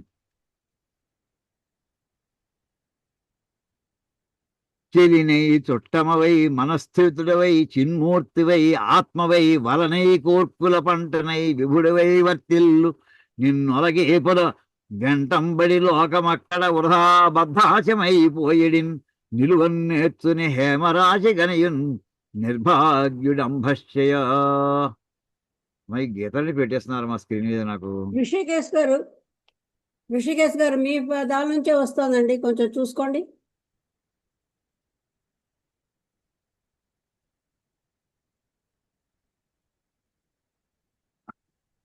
చెలినై స్నేహితుడయ్యా, నాకు స్నేహితుడిగా ఉండు, బంధువుగా ఉండు. చూడండి ఎక్కడి నుంచి తీసుకొస్తున్నాడు, ఎలా దగ్గరగా తెచ్చుకున్నాడు. ఒక్కొక్క స్టేజ్ పదం చూసుకోండి. ఫ్రెండ్ అంటే కొంచెం నాకైతే వాడికి కొంచెం తేడా ఉంది. నా ఇష్టమైన వాడే, నా హితుడే, కొంచెం దూరం. చుట్టమవై రక్త సంబంధం కలిసింది. నెక్స్ట్ అంటే కొంచెం దగ్గర వాడు అయ్యాడు. మన రక్త కదే అంటే అప్పుడే కూడా బయట ఉన్నాడు, శరీరం బయట లేదు, నా లోపల ఉండాలి. మనస్థితుడవై నా మనసులో ప్రవేశించవై, అక్కడ కూడా సరిపోయి ఇంకా లోపలికి వచ్చేసి చిన్మూర్తివై. ఆ మనసుకు లోపల ఉంది ఏమిటండి? మనసు కంటే లోపల బుద్ధి, బుద్ధి లోపల ఉండేటటువంటి చైతన్య స్వరూపమైంది. అంచేతనే మనకి మనకి ఇందులో కూడా యాదేవి సర్వభూతేషు అక్కడ చెప్పుకుంటూ చేతనా రూపం అక్కడ ముందు వర్ణించుకుంటూ వస్తామండి. విష్ణు మాయేతి శబ్దిత చేతనే చవిధీయతే. ఆ చేతనం అనేది ఇక్కడ చిన్మూర్తి అండి. అదే ఇంకా అది కూడా నువ్వు వేరు నేను వేరనే భావం ఉండొచ్చేమో, అది కూడా కాదే. ఆత్మవై నేనే అయిపోవాలయ్యా. అంటే ఎక్కడి నుంచో చూడండి ఎలా దగ్గరికి తీసుకొస్తూ నేను నువ్వు ఒకటేనయ్యా అని అనడం వేరు, నేను నువ్వు ఒకటే అయిపోయి ఉన్నామయ్యా, అది అక్కడ తీసుకొచ్చాడండి. ఇంకంతలా ఉండగా నాకు ఇంకేం కావాలి? నాకు నీకేది కావాలో అది నాలో వస్తూ ఉంటుంది అంతే. నేను విడిగా ఉంటే అసలు నేనే నువ్వు అయిపోయినప్పుడు ఇక్కడ లోపల ఏ కోరిక వచ్చిందో నీ కోరిక ఏది, నాదేం కాదు. ఇంకా అలా ఉండేటటువంటి నీ గురించి తెలుసుకోకుండా పలు వెంటంబడి ఏదేదో దారిలో వెతుక్కుంటూ అనగా వృధా బద్ధాశమైపోయాడు. కోరికల్లో తగులుకుని ఆశలకి బద్ధులై అలా ఎక్కడికడికో దూరం పోతున్నారయ్యా. దూరం కాదైపోవాల్సింది, లోపలికి చూసుకోవాలయ్యా. ఇంకా లోపలికి వెళ్తే ఇంకా లోపల బంగారాన్ని ఎట్టుకుని చూడండి చెప్తున్నాడు. నిలువన్నేర్చి హేమరాశి కనిగుని నిర్భాగ్యుడు. వాడికేమో వాడు భోషాల నిండా బంగారం ఆభరణాలతో ఉండగా తల్లిదండ్రులు ఇచ్చేట భోషాన్ని కూర్చున్నాడు. నాకు డబ్బులు లేవు 3 రోజులు ఏడుస్తున్నట్టు వాడు. అలా ఉందయ్యా ఈ జనం యొక్క పరిస్థితి. హేమరాశి కనియన్ బంగారం రాసి చూస్తున్నాడు వాడు, కానీ నాకేం డబ్బులు లేవనుకుంటున్నాడు వాడు. సరిగ్గా ఇది జీవుల యొక్క పరిస్థితి. నాకు అలాంటి దౌర్భాగ్య స్థితి కాకుండా నీ అనుగ్రహం చూపించవయ్యా అంటే ఇలా చెప్పుకుంటూ వస్తూ ఆ తర్వాత ఇంత కూడా మనకి సాధుజనుల పరిత్రాణంలో కావాల్సి ఇంతట్లో ఇంకా ఈయన ప్రవేశించాడండి. ఆ ప్రళయరాత్రి ముగిసి తెల్లారి సమయం వచ్చేవాడు ఇంకా విష్ణుమూర్తి అంతవరకు తిరుగుతూనే ఉండి ఇంకా అప్పుడు ఇంకా వెలుగు వస్తుంది. పడవకి పర్వాలేదు, సముద్రం యొక్క తరంగాలు కొంచెం వెనకబడుతున్నాయి. ఆ సమయంలో ఈయన ఏం చేశాడంటే ఇంకా ఆ రాక్షస సంగతి చూడాలి, వేదా సంగతి చూడాలి. ఊరకంభోనిధిరోసి వేదముల కుయ్యున్ దైన్యమున్ చూచి వేగరు నల్లార్చి ముఖంబు సాచి పలు వీకం తోక సారించి మేన్మెరయన్ దౌడలు దీటి మీసలదరన్ మీనాకృతిన్ విష్ణుడ కరటిన్ దాగి వధించే ముష్టి దళిత గ్రావున్ హయగ్రీవునన్. వాడిని చివరి పదంలో తీసుకుంటే హయగ్రావునన్ వధించన్. హయగ్రీవుడు అనే రాక్షసుని వధించాడు. ఎలాంటి వాడు? కరటిన్, దుర్మార్గుడు వాడు. ఎలా చంపాడు? ముష్టి దళిత గ్రావును ఒక్క గుద్దు చంపేసేటండి వాడిని. అలా అయితే వాడు ఎలా ఈయన ప్రవేశించాడు అంటే ఇది మన మత్స్యావతారంలో అవతరిస్తున్న ఘట్టంలో ఆయన్ని వర్ణించినది. ఓ రక ఉరికాడు ఒక్కసారి, సముద్రంలో ఉన్నాడు. అక్కడి నుంచి మళ్ళీ సముద్ర చేపలు చూడనప్పుడు నీళ్ళల్లోంచి ఒకసారి గాలిలోకి వచ్చి మళ్ళీ నీళ్ళలో దూకుతుంటాయి. షార్కులు అలాంటి మనం సినిమాలో చూస్తుంటాం, లేకపోతే వీటిలో మనకి వీడియోలో చూస్తుంటాం. అలా ఓ రకం ఎగిరి గంతేసి నీళ్ళలో దూకేది. అంబో నిధి రోసి వేదముల కుయ్యున్ దైన్యమున్ చూచి. వేదములు గుర్తు పెట్టుకోండి, ఎప్పుడు నేను అంటుంటాను. వేదం పుస్తకం ఉందండి ఇక్కడ. అది జడ పదార్థమా చైతన్య పదార్థమా? జడ పదార్థం అంటే దానికి తెలివితేటలు లేవు, దానికి ప్రాణం లేదు, దానికి ఆలోచన లేదు. చైతన్యం పదార్థం అనుకోండి, అది జంతువు కావచ్చు, క్రిమి కావచ్చు, కీటకం కావచ్చు, చతుర్ముఖ బ్రహ్మ కావచ్చు, మనం కావచ్చు, ఎవరైనా కావచ్చు. మనకంటే ఏముందంటే ఒక ప్రాణం ఉంది, మనకి ఒక ఆలోచన ఉంది, ఒక ఇలా చేద్దామో అలా చేద్దామో ఒక ఆలోచన, మన పద్ధతి కూడా ఏర్పడుతూ ఉంటుందండి. ఈ రకమైనటువంటి వాటిని అన్నింటినీ చైతన్య పదార్థాలు అంటారండి. వేదం ఎటువంటిది? అటువంటి జడ పదార్థమా, కదలకుండా మెదలకుండా పడేసినటువంటి ఒక గుణపం లాంటిదా, లేదా తట్టా పారా లాంటిదా, లేక ఇలా చైతన్యవంతుల దాంట్లో చాలా చైతన్యవంతమైన జీవి లాంటిదా? అక్కడ ఎలా ఉందండి? వేదములకు దైన్యమున్ చూచి అయ్యో అయ్యో మమ్మల్ని రాక్షసుడు ఎత్తుకుపోయాడు అని వేదాలు బాధపడుతున్నాయిటండి. ఇందాక వాడు పట్టుకెళ్ళి అవుతుంటే ఇప్పుడు దొంగతనం చేసిన వస్తువు పట్టుకెళ్ళి మన ఇంట్లో ఆభరణం పట్టుకుపోయేవాడు. ఆభరణానికి మన ఇంట్లో ఉందా, వాడు పట్టుకెడితే దానికి ఏమైనా స్పృహ ఉందా? దానికి తెలియదు. మనకి వస్తువు ఉన్నటువంటి ఓనర్ మనం అనుకుంటున్నాం, మనం బాధపడతాం. ఆ వస్తువు ఎక్కడుంటే దానికి ఏమిటి? ఎక్కడో ఒకటి ఉంటుంది. అదే అలా అనుకోవట్లేదు వేదాలు. వేదములకు దైన్యం. అరే నేను బ్రహ్మగారి దగ్గర ఉండవలసినటువంటి వేదాన్ని సృష్టి రచనకి ఉపయోగించేటటువంటి ఈ గ్రంథ జ్ఞాన మాత్రాన్ని నన్ను వాడు తీసుకెళ్ళిపోతున్నాడే, ఇప్పుడు ఎవరు రక్షించేవాడు ఎవడే లేడే అనుకుంటూ వేదాలు ఉన్నాయటండి.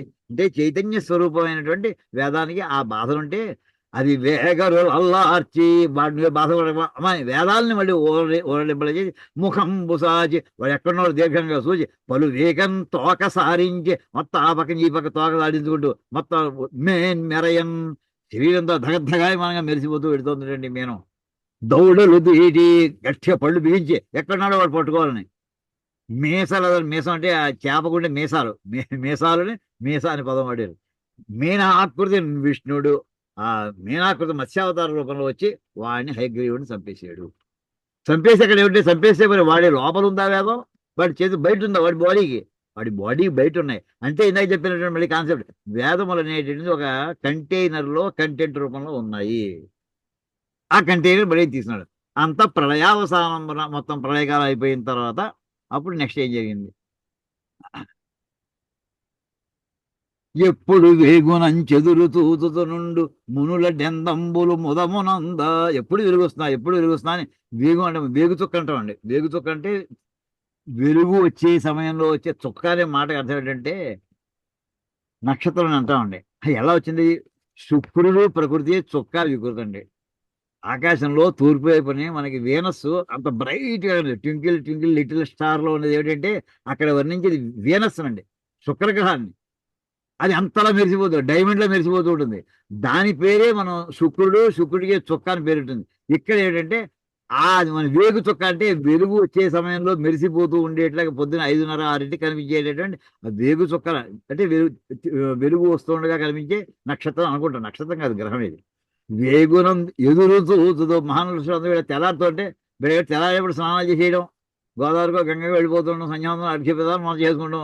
ఆ అలవాటు అయిపోయిన వీళ్ళకి మెరుగు వచ్చి కూతురాలు. వీళ్ళు ఎప్పుడు వెలుగు వస్తున్నా వెలుగు వచ్చేస్తుంది అది తెలిసింది. అంచేది అమ్మాయ మళ్ళీ వెలుగు వస్తుంది అని సప్తర్షికి తెలిసిపోయింది. వేగునంచి ఎదురు చూచుతుండు మునుల డెందంబులు ముదమునంద అని ఆనందంగా ఉన్నట్టు వాడు తెలివితో పక్క నిద్రించు భారతి లేచి ఓర పయ్యద చక్క నొత్తి కొనగా బ్రహ్మగారి పక్కన సరస్వతి పడుకుంది. ఓహో మీరు తెల్లారిపోతున్నట్టుందని చెప్పి ఆవిడ లేచి పైటి కాస్త సర్దుకుంది. మలినమై పెనురేయి మ్రక్కిన తేయంబు దొంటి చందంబున దొంగలింప. అంతకుముందు రాతి మూలాని ఎక్కడికో దాక్కున్నటువంటి వెలుకాస మళ్ళీ బయటకు వస్తుంది. ప్రాణుల సంచిత భాగధేయంబులు కన్నుల కొలకుల కానబడగా. ఇంతట్లో బ్రహ్మగారు కూడా మెల్లగా మెరుగు వస్తుంటే ఏం కనిపిస్తున్నాయి దానికి? పుట్టబోయే జీవుల యొక్క పుణ్యపాపాలు కనిపిస్తున్నాయి. ఓ వీళ్ళంతా మళ్ళీ నా సంగతి ఏం చేసావు అంటే పెండింగ్ ఫైల్స్ అన్నీ కనిపిస్తాయండి. ప్రాణుల సంచిత భాగధేయంబులు. భాగధేయం అంటే పుణ్యాలు అంటే వీళ్ళ పూర్వపుణ్యాలు అవన్నీ కూడా సంచితములు పూర్వమే చేసి కూర్చున్నారు. ఆ జన్మలో పుట్టలేదు, ఇంకా వాడు మోక్షం రాలేదు. ఇప్పుడు ఈ నెక్స్ట్ జన్మ కోసం ఎదురు చూస్తున్నారు. వాడు ఏమయ్యా మమ్మల్ని గబగబా పుట్టించయ్యా, ఎక్కడో వాడు పుట్టి వాళ్ళందరూ కళ్ళల్లో మెదులుతూ ఆయన అంటే మనకి మెరుపు వచ్చే సమయంలో కళ్ళ దగ్గర ఎలా ఉంటుంది అలా ఎదురుకుండా కాసు కూర్చున్నట్టండి వీళ్ళు. కూర్చుని అప్పుడు ఆయన అవయవంబులు కదలించి ఆవలించి నిధుల తెప్పిరి మేల్కాంచి నీల్గి మలగి ఓడలు విరుచుతూ కనుగవలు ఉనుసుముకొనుతూ ధాత కూర్చుండే సృష్టి సంధాత ఎగుతూ మళ్ళీ సృష్టి కార్యక్రమం మళ్ళీ మొన్నటి పొద్దున మళ్ళీ ప్రారంభించేటండి.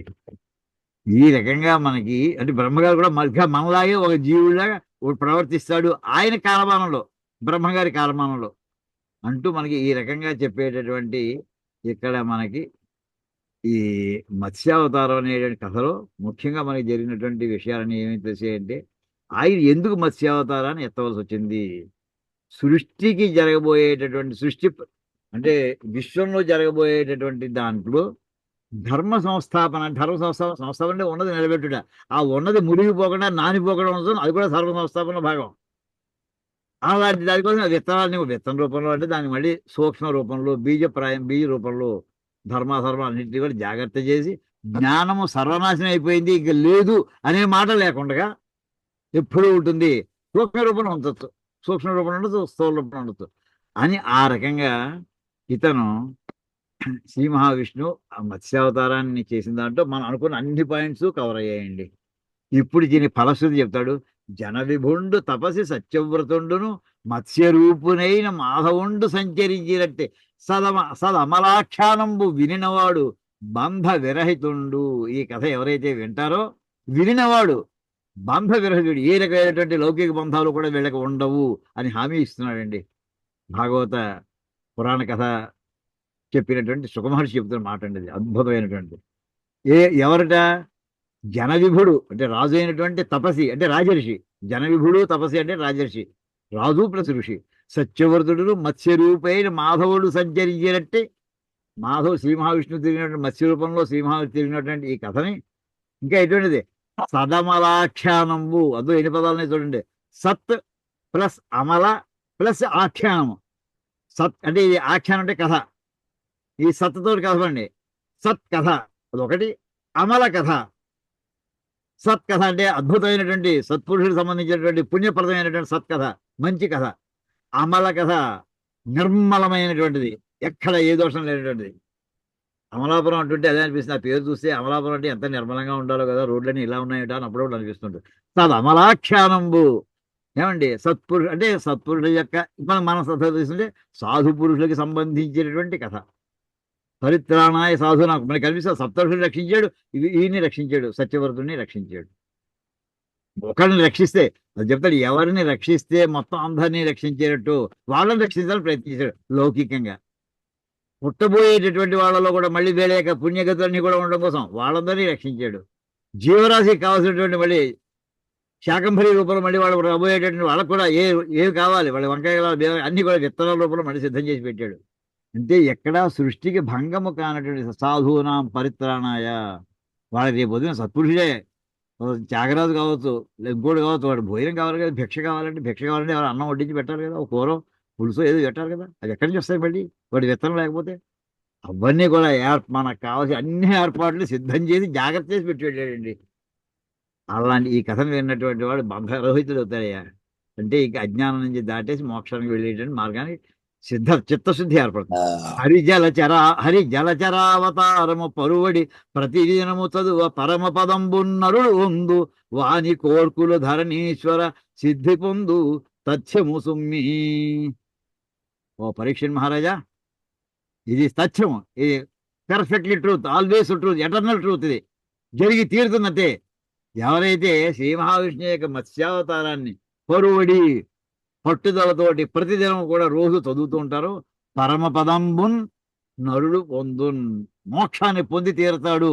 వాడి కోరికలు కూడా ఉన్నాయి వాడుకొని, అవి కూడా సిద్ధి పొందున్, అవి కూడా సిద్ధి పొందుతాయి అని చెప్పి ఈ రకంగా మనకి మత్స్యావతార కథని మొత్తం అంతా చెప్పుకుంటూ వచ్చాడండి. చివరికి ఏంటంటే శౌనక మహర్షి ఏం చేస్తున్నాడు, ఆయన సూత మహర్షి ఏం చేస్తున్నాడు కదా, అక్కడి నుంచి ప్రారంభించాం. ఆ రకంగా చెప్ప ప్రళయాంభో నిధిలోన మేన్మరచి నిద్రించందు వాణీషు మోముల వేదంబులు కొన్న దైత్యుని మృతిని పొందించి సత్యవ్రతుండు అలరన్ బ్రహ్మయు మాటలను తెలిపి సర్వాధారుడై మీనమై జలధిన్ కృంకుతు తేలుతున్ మెలగు రాజన్మూర్తికి మృక్యదం. మత్స్యావతార స్వరూపుడైన శ్రీ మహావిష్ణువుకి నమస్కారం అయ్యా అంటూ మనకు ఒక ప్రార్థనా శ్లోకాన్ని సూత మహర్షి చెప్పినట్టుగా మనకి ఇక్కడ వస్తుంది. ఎలాగే మొత్తం కథ అంతా మళ్ళీ సమ్మరైజ్ చేసేసారు అనమాట. అంటే ఇంత కథ చెప్పుకోకలే కూడా ఒక్క వాక్యం చెప్పేసి ప్రళయాంభో ప్రళయకాలం సముద్రంలో మేన్ మరచి ఆ సమయంలో ఒళ్ళు తెలియకుండా నిద్రపోయేటట్టు వాణీశుడు బ్రహ్మగారి యొక్క మోముల వేదంబులు కొన్న మొహంలో వచ్చినటువంటి, మొహం అంటే మొహం అంతా కాదు, మన ఫేస్ కాదని, మొహం అంటే నోరుని గుర్తెట్టుకోండి. సంస్కృతంలో ముఖము అనే మాటకి నోరు అని అర్థం ఏమండి. అది మనకి మహాన్యాసం చెప్పేప్పుడు అక్కడ ముఖం అంటే అలా అంత మొహం అంత చేతి ఇలా పెట్టేస్తుంటారు, అలాగే నోటికే సంబంధం. అక్కడ వేదంబులు కొన్న దైత్యుని మృతిని పొందించి వాడిని వధించి సత్యవ్రతం దళరన్ బ్రహ్మయు మాటలను తెలిపి, బ్రహ్మగారి మళ్ళీ ఎలా జాగ్రత్త చూసు అని చెప్పి సర్వాధారుడై మీనమై జలధిని గురుపుతూ తేలుతుంది. ఆ జలస్వరూపం జలధిలో సముద్రంలో తేలుతూ వెళుతున్నటువంటి మత్స్యావతారమూర్తి నమస్కారం అంటూ ఈ కథని ఇక్కడికి మనకి అందించారండి. ఇందులో మనకి మనం అనుకున్నటువంటి ఏ ప్రతిజ్ఞ అయితే పరమేశ్వరుడు చేశాడో ఆ ప్రతిజ్ఞ అంటే ఇందాక మనం చెప్పాం, యదా యదా హి ధర్మస్య గ్లానిర్భవతి భారత. గ్లాని అక్కడ దేని వల్ల వస్తుంది, కాలం యొక్క ప్రభావం వల్ల వస్తుందండి. కాలం యొక్క స్వభావం ఏంటంటే ప్రళయం దాని కాలం యొక్క స్వభావం అది. ఆ సమయంలో దాన్ని రక్షించాలి అంచేది మీనావతారం ధరించాడు, ఒక కారణం అది. రెండోది రాక్షసులు కూడా అక్కడ ఉంటారు, ఆ సమయంలో కూడా ఉండే రాక్షసులు కనిపిస్తూనే ఉన్నాడు మనకి సోమకాసుడు అని చెప్పుకున్నాం, ఇక్కడేమో మనం హయగ్రీవుడు చెప్పుకున్నాం. అది పర్యాయ పదమో లేకపోతే ఇద్దరు రాక్షసులు. ఈ కథంతా కూడా ఇక్కడ హయగ్రీవుడు అని చెప్పడం జరిగింది. ఇంకో చోట మనకి సోమకాసుడిని వధించాడు చెప్పుకుంటాం మత్స్యావతారం. ఒకటిదే పేరే ఉండొచ్చు. ఏమండి ఈ రకంగా చేస్తూ ఈ సత్యవర్తుడు ఏమి ఇచ్చాడేమో, ఇంత దర్శనం చేసుకున్నాడు, అతనికి ఏమి ఇచ్చారు చివరికి, పోరాబాయ్ నీకు మన్వంతరానికి అధిపతి చేస్తున్నాను రా అన్నట్ట పేరు మార్చేశాడు. ఇతను ఎవరికి పుట్టాడంటే మళ్ళీ జన్మలో సూర్య భగవానుడికి పుట్టాడండి ఈ సత్యవ్రతుడు. సూర్యుడి యొక్క పేరు ఏమిటంటే వివస్వంతుడు, వివస్వాన్ సూర్యుడి పేరు. ఆ వివస్వంతుడి యొక్క కొడుకు ఎవరంటే వైవస్వతుడు అండి. ఇప్పుడు మనం ఉన్నటువంటి సత్యవ్రతుడి యొక్క మన్వంతరంలో ఉన్నామండి. మనం పేరు మార్చి మనం వైవస్వత మన్వంతరి అని చెప్పుకోండి. ఎంత పుణ్యప్రదుడో చూసుకోండి.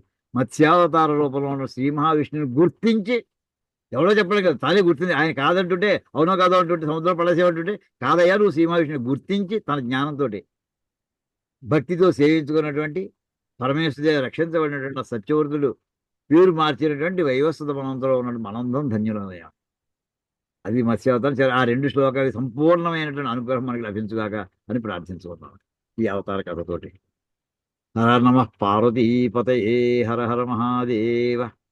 అయితే దీని తర్వాత నెక్స్ట్ మత్స్య కూర్మవరాహశ్చ, దీని తర్వాత మళ్ళీ కూర్మావతారం ప్రారంభం అవ్వాలండి. ఆ కూర్మావతార కథలో కూడా మనం కొంచెం చెప్పుకుందాం.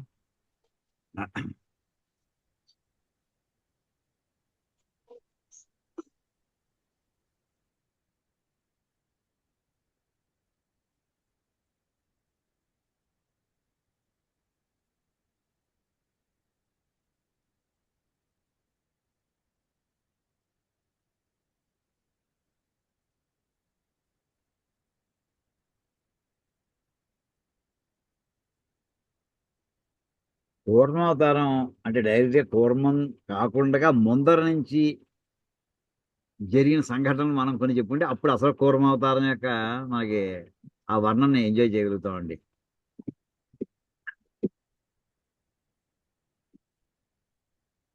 మనకి మనం చెప్పానండి, భాగవతం రాయడం అనేది దశావతారాల వరుసలో రాయలేదండి. దశావతారాల వరుసలో రాయలేదు. మొట్టమొదటి ప్రారంభి మనకి భాగవతంలో మొట్టమొదటి స్కంధంలో మత్స్యావతారం స్టార్ట్ అవ్వాలి. ఆయన మన్వంతరాలు ప్రధానంగా పెట్టుకున్నాడండి. ఈ ఇప్పుడు మనం 7వ మన్వంతరం సంబంధించినటువంటి వైవస్వత మనవ కథ కొంత చెప్పుకున్నామండి. కానీ మరి దాని ముందర మనకి ఇంకో కథ జరిగింది. అది ఎప్పుడు జరిగింది అంటే అది 6వ మన్వంతరం ఆ ప్రాంతంలో జరిగింది అండి. ఇప్పుడు చూడండి, ఈ పద్యం మన భాగవతంలోనే ఇందులోనే వస్తుందండి. చక్షుస్తనూజుండు చాక్షుషుండను వీరుడు 6వ మనువయ్యే. ఇప్పుడు ఇందాక చెప్పింది 7వ మనువు అండి, వైవస్వత మనువు చెప్పున్నది. ఇప్పుడు 6వ మనువుకు సంబంధించిన కాలంలో జరిగింది ఏమిటి? అవనినాథ భూమీశ్వరులు పురుష సుద్యుమ్నాదులు ఆతని నందనులు అమర విభుడు మంత్రజుమాక్షుడు అమర్త్యులు ఆప్యాది కుల ఆప్యాది కులాహ విష్మద్వీరకాది ఘనులు మునులు అందు విభుడు సంభూతికి వైరాజునకు పుట్టి అజితుడు నాగ నొప్పే అతడ కాడి కూర్మమై మందరాద్రిని ఉదధి జలములోన నుండి మోచే అతడు సువ్వే దివిజులధ్యంబనమృతాబ్ది దచ్చి ఇచ్చిన సుధారసంబు. ఏంటంటే ఇందులోనండి మనకి కూర్మావతారం ఎత్తేసాడు, ఆ పర్వతం మునిగిపోతుంది ఎత్తేసాడు, శుభ్రంగా వాళ్ళు పాలసముద్రాన్ని చిరిగేసారు, అమృతం పట్టున్నారు, మోహిని అవతార కథ చెప్పుకుంటామండి. కానీ ఈ కూర్మ రూపంలో పుట్టినటువంటి వాడు ఎవరయ్యా? శ్రీ మహావిష్ణువు పుట్టాడండి. ఎవరికి పుట్టాడు? అవతరించాడు. ఇక్కడ ఎలా అయితే శ్రీకృష్ణ పరమాత్మ దేవకి వసుదేవులు ఎలా పుట్టాడు, కూర్మ రూపంలో వెళ్ళేటటువంటి విష్ణువు కూడా, అంటే ఈ 10 అవతారాలే కదండి ఇంకా కదా ఇందులో ఈ విష్ణువుకి. ఆయన ఇంకో చోట తల్లిదండ్రులు పుట్టాడు. ఆయన ఎవరయ్యా వాళ్ళ తల్లిదండ్రులు అంటే ఇక్కడ 4వ చరణం ఉందండి. విభుడు. విభుడు అంటే వైభవం కలిగినటువంటి వాడు. ఒకటి సర్వవ్యాపుడైనటువంటి శ్రీ మహావిష్ణువు. సంభూతికి వైరాజు, తల్లి పేరు సంభూతి, వైరాజు అనేవాడు తండ్రి అండి. ఆ ఇద్దరికి పుట్టేట శ్రీ మహావిష్ణువు. అతనికి ఏం పేరు పెట్టారయ్యా? అజితుడు. అతని కూర్మావతారంలో అవతారం ధరించినటువంటి శ్రీ మహావిష్ణువుకి పేరు ఏమిటంటే అజితుడు అండి. ఇది మామూలుగా మనం వినం. ఈ పేరు మామూలుగా మనకు చాలా మందికి తెలియవు. మనకి అంటే ఆయన తండ్రి తల్లి ఉన్నారని, ఆయనకు పేరు కూడా ఉందని. ఇప్పుడు శ్రీరాముడి అవతారం మన రామానికి పుట్టిన అవతారాలు దశరథుడు, కౌశల్య. అలాగే కూర్మావతారంలో పుట్టినటువంటి శ్రీ మహావిష్ణువు కూడా ఓ తల్లి తండ్రి, ఆయనకు ఓ పేరు కూడా ఉన్నాయండి. కూర్మే కాదు ఆయన. ఇప్పుడు ఆ వైరాజు సంభూతికి సంబంధించి ముందర ఏం జరిగిందయ్యా అంటే ఆ కథ అంతా ఇక్కడ 6వ మన్వంతరంలో చాక్షుష మన్వంతరం అండి. 6వ మన్వంతరం పేరు చాక్షుష మన్వంతరం. ఎలా వచ్చింది అంటే చక్షు అనేటటువంటి ఒక మహారాజు ఉండేవాడు. అతని కొడుకు చాక్షువు. ఆ చాక్షువు అంటే ఇప్పుడు ఎలా దశరథి యొక్క కొడుకు దాశరథి ఎలా అవుతుందో చక్షువు యొక్క కొడుకు చాక్షువు, అది అతని పేరు. చక్షువు యొక్క కొడుకు అని చెప్పుకోవచ్చు. అతను 6వ మన్వంతరానికి అధిపతి అయ్యేటండి. మన్వంతరాధిపతి అంటే ఎంత పుణ్యం చేసి ఉంటాడు. అతని కొడుకులు ఎవరు అంటే వంశం అంతా వర్ణించాలి. కొంతమంది పేరు అంటే అంత గొప్పవాడి యొక్క వంశంలో ఎవరు పుట్టారయ్యా ఆ చాక్షుష మనువుకి? భూమీశ్వరులు ఎవరెవరంటే పురువు, పురుష, సుద్యుమ్నుడు, ఆదులు మొదలైన వాళ్ళు అతని నందనుడు. ఈ చాక్షుష మనువు యొక్క సంతానం ఎవరెవరయ్యా అంటే పురువు అనేటటువంటి పేరు ఉన్నటువంటి వాడు ఒకడు, పురుషుడు అని పేరున్నటువంటి వాడు రెండోవాడు, సుద్యుమ్నుడు అనేటటువంటి వాడు మూడోవాడు, ఆదులు ఎట్సెట్రా ఇంకా మిగతా వాళ్ళందరూ కూడా. వీళ్ళందరూ ఆయన కొడుకులండి. ఆ టైంలో ఎవరెవరు ఎక్కడున్నారయ్యా? అమర విభుడు.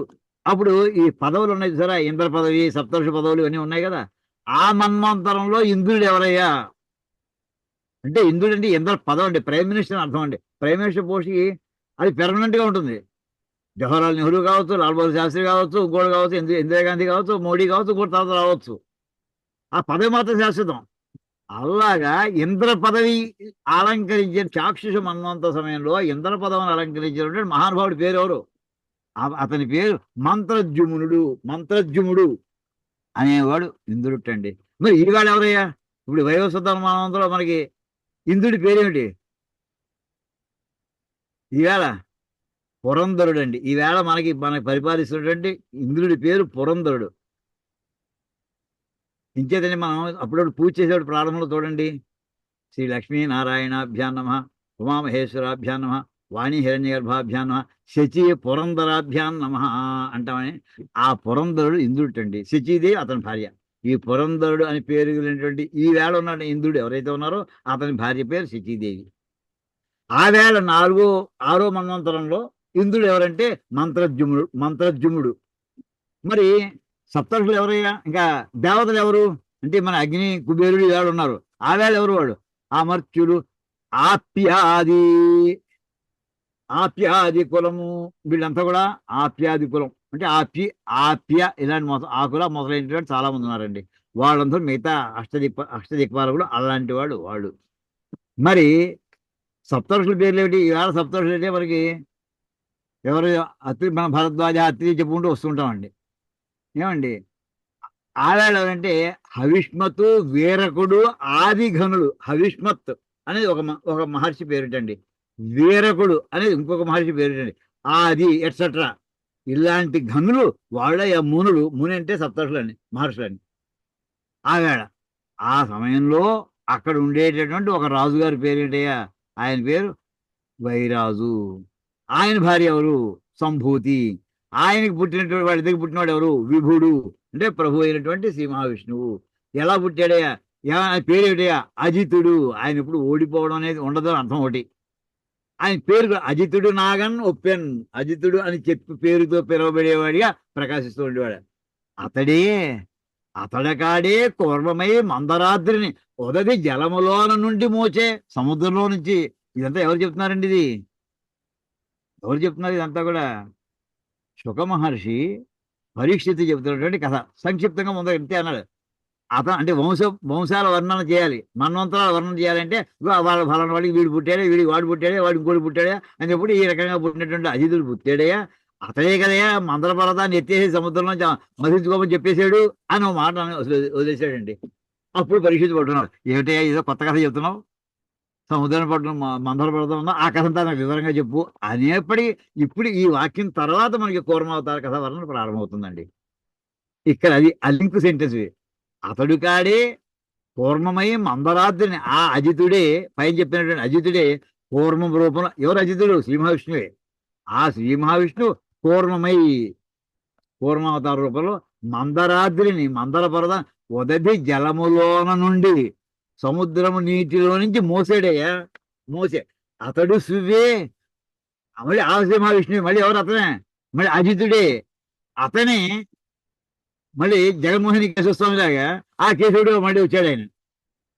అంటే ఆ విష్ణువే ఒకసారి ఆ క్షణంలో కూర్మావతారం ధరించాడు.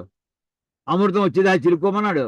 అది అయిపోయిన తర్వాత అమృతం వచ్చిన తర్వాత మళ్ళీ దేవతలు పంచిపెట్టుకోవడం, మళ్ళీ శ్రీ మహావిష్ణువు రూపం ధరించాడు ఆయన. ఇన్ని రూపాయలు ఎత్తాడు ఒకేసారి. ఒక తల్లిదండ్రులు పుట్టినటువంటి వాడు 2 అవతారాలు ఎత్తేసాడు ఇక్కడ. అతడు సువ్వే దివిజులు అర్థింపన్. దేవతలు కోరుకోగా అమృతాభ్యం రచ్చి ఇచ్చే ఆ సుధారసంబు.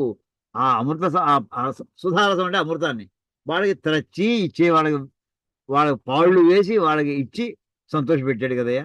ఆ కథయా అని ఇక్కడి నుంచి అందుకున్నారండి. అందుకున్నాక నెక్స్ట్ ఏం వస్తుందంటే దాని తర్వాత నెక్స్ట్ అయితే ఇక్కడ దేవతలు చేసే పని ఏమిటి? ఇది ఆయన ఎందుకు పుట్టాడు సార్? మనకి మళ్ళీ మర్చిపోకండి, మన రిఫరెన్స్ శ్లోకాలు మర్చిపోకండి. ధర్మము అధర్మము వాటి సంగతి తెలుసుకుంటూ ఉండాలి. ఇక్కడ ఎందుకు పుట్టాడు ఈయన? ఏమైందంటే దేవతలు పదవిలో ఉండే వాళ్ళకి మనలాగే వాళ్ళకు కూడా అహంకారాలు పెరుగుతూ ఉండడం, ఉచ్చినీచాలు లేకుండా ప్రవర్తిస్తూ ఉండడం, మహర్షుల్ని అవమానించడం, ఇలాంటివి చేస్తూ ఉండడం సహజ లక్షణం అయిపోయిందండి. దేవతలు కూడా వాళ్ళు చాలా పుణ్యం చేస్తేనే దేవలోకాలు వచ్చాయి. అందులో దిక్పాలవత్వాలు అలాంటి అధికార పదవులు కూడా వచ్చాయి వాళ్ళకి. కానీ ఈ సంస్కారం వాళ్ళకి ఈ అప్పుడప్పుడు ఈ అహంకార లక్షణం కూడా మళ్ళీ వాళ్ళకి వస్తూ ఉంటుంది. ఆ వచ్చినటువంటి ఒకసారి వాళ్ళు దుర్వాసునే ప్రయోగించేటండి. ఎవరి దగ్గరికి వెళ్ళకూడదు, వాళ్ళతో హేళనగా మాట్లాడేప్పటికీ ఆయనకు కోపం వచ్చి దుర్వాసు శాపవశమున నిర్వీర్యత జగములెల్ల నిశ్రీకములై పర్వతరిపుతో కూడా అపర్వములయ్యి ఉండే హతాసు సర్వావరులై అని ఈ దేవతలందరూ కూడా ఒక్కసారి రాక్షసులు విపరీతమైనటువంటి శక్తితోటి రాక్షసులు వాళ్ళు దేవతలు ఓడిస్తే వీళ్ళు దిక్కు దారి ఏమీ తెలియక ఎవరికి బ్రహ్మగారు తెచ్చి ఆయన కాళ్ళ మీద పడ్డారట. దానికి కారణం ఏంటి అసలు? వాళ్ళు అలా ఓడిపోవడానికి, ఆ అధోగతి పొందడానికి కారణం ఏంటంటే వాళ్ళు దూర్వాసుడికి పాపం చేశారండి. అది అధర్మం పెచ్చిపోరుకోవడం. ధర్మము చేయవలసినటువంటి దిక్పాలకులే అధర్మత్వాలు చేస్తే ఇంకా వాళ్ళ శిక్ష పడాలక్కర్లేదా? పడాలి. ఏం పడాలి? పదవి నుంచి ముందు డిస్మిస్ చేసేయాలి, లేకపోతే సస్పెండ్ చేసేయాలి వాళ్ళని. కొన్నాళ్ళు దూరంగా పెట్టేయాలి వాళ్ళని. ఇప్పుడు ఇంజనీర్స్ కానీ, మనకి చీఫ్ ఇంజనీర్స్ కానీ వాళ్ళు పదవి ఇచ్చారు. వాళ్ళు శాలరీస్ ఇస్తున్నారు. అవి సరిపోకన్నట్టుగా వెంట వెంట వాళ్ళు వేలకు వేలు, లక్షల లక్ష కోట్లు ఆ పక్కన దాచుకున్నట్టు మరి పేపర్లో వార్తలు చూస్తున్నాం మనం. వాళ్ళ శిక్ష పడాలిగా. ఆ సిస్టమ్ పెట్టాడు ఆయన. ధర్మం తగ్గిపోయి అధర్మం పెచ్చిపడిపోవడం అనే వాక్యాన్ని చూపించేది ఇక్కడ. దుర్వాసు శాపవశమునన్. దుర్వాసు శాపం ఏమైందంటే నిర్వీర్యతం. వాళ్ళకు శరీరం బలం తగ్గిపోయింది. జగములెల్ల నిశ్రీకములై. అంతవరకు కూడా వాళ్ళకి ఎక్కడ ఐశ్వర్యం ఉందంటే ములోకాల అధిపతులు. నిశ్రీకము. ఎక్కడ ధనం లేకుండా పోయింది వాళ్ళకి. అంటే వాళ్ళకి ఒక్క రూపాయి దమ్మిడి పుట్టట్లేదండి వాళ్ళకి. పన్ను కట్టమంటే పన్ను కట్టట్లేదు దేవతలకి. హవిస్సు చేయండి, యజ్ఞాలు చేయండి అంటే చేయట్లేదు వాళ్ళు. వాళ్ళ యజ్ఞం వాళ్ళకి ఆయుర్దాయం, వాళ్ళకి హవిస్సు భాగమే వాళ్ళకి ఆరోగ్యకరం. అవి లేకుండా పోయాయి వాళ్ళకి. కారణం ఏంటి? వాళ్ళు చేసినటువంటి అధర్మ ప్రవర్తన. ఎవరితో సహా చిన్న చిన్న దేవతలు కాదు, పెద్ద దేవుడే దేవేంద్రుడు కూడాను. పర్వత రిపుతో కూడా. పర్వతాలకు రిపు. పర్వతాల శత్రువు ఎవరంటే దేవేంద్రుడు. ఇదే ఆయన వజ్రాయుధంతో పర్వతాల యొక్క రెక్కలన్నీ కొట్టేశాడు. ఆ అపర్వములు అయి ఉండే, అంటే మొత్తం ముల్లోకాలు కూడా అపర్వము. పర్వం అంటే పవిత్రమైన, అపవిత్రాలు అయిపోయాయి వీళ్ళ ప్రవర్తన వల్ల. ఆ సమయంలో హతాసు పర్వావళ్ళై. వీళ్ళకి ఇంట్లో ఎవరింటోనూ కూడా సంతోషం అనేది లేదు, పండగ అనేది లేదు, సుఖం అనేది లేదు, శాంతి అనేది లేదు దేవతల ఇళ్లలో. ఒకడే చేశాడా, తప్పు చేశాడంటే మొత్తం ఎవడు చేస్తే మొత్తం అందరికీ వర్తిస్తున్నాం. అంత పాపం చేశారు వాడు. ఇది అధర్మ ప్రవర్తన చూపించే వాక్యం అండి. తర్వాత ఆయన వీళ్ళంతా వెళ్ళి బ్రహ్మగారిని వెళ్ళి మొరపెట్టుకున్నారు. అయ్యా మా పరిస్థితి ఎలా వచ్చిందని. ఆయన మాత్రం ఏం చేస్తాడు? అదే మీకు ఎలా మీ డ్యూటీస్ ఎలా చేయాలో మీకు మాన్యువల్స్ ఇచ్చాము, రూల్స్ రెగ్స్ ఇచ్చాము, డూస్ అండ్ డోంట్స్ చెప్పాము. మీరు డూస్ ఏమో డోంట్స్ గాను, డోంట్స్ ఏమో డూస్ గాను తీసేసారు. మీరు చేయకూడదు చేసేసారు, చేయకూడదు చేయవలసిన చేయలేదు. మీరు అనుభవించాలి.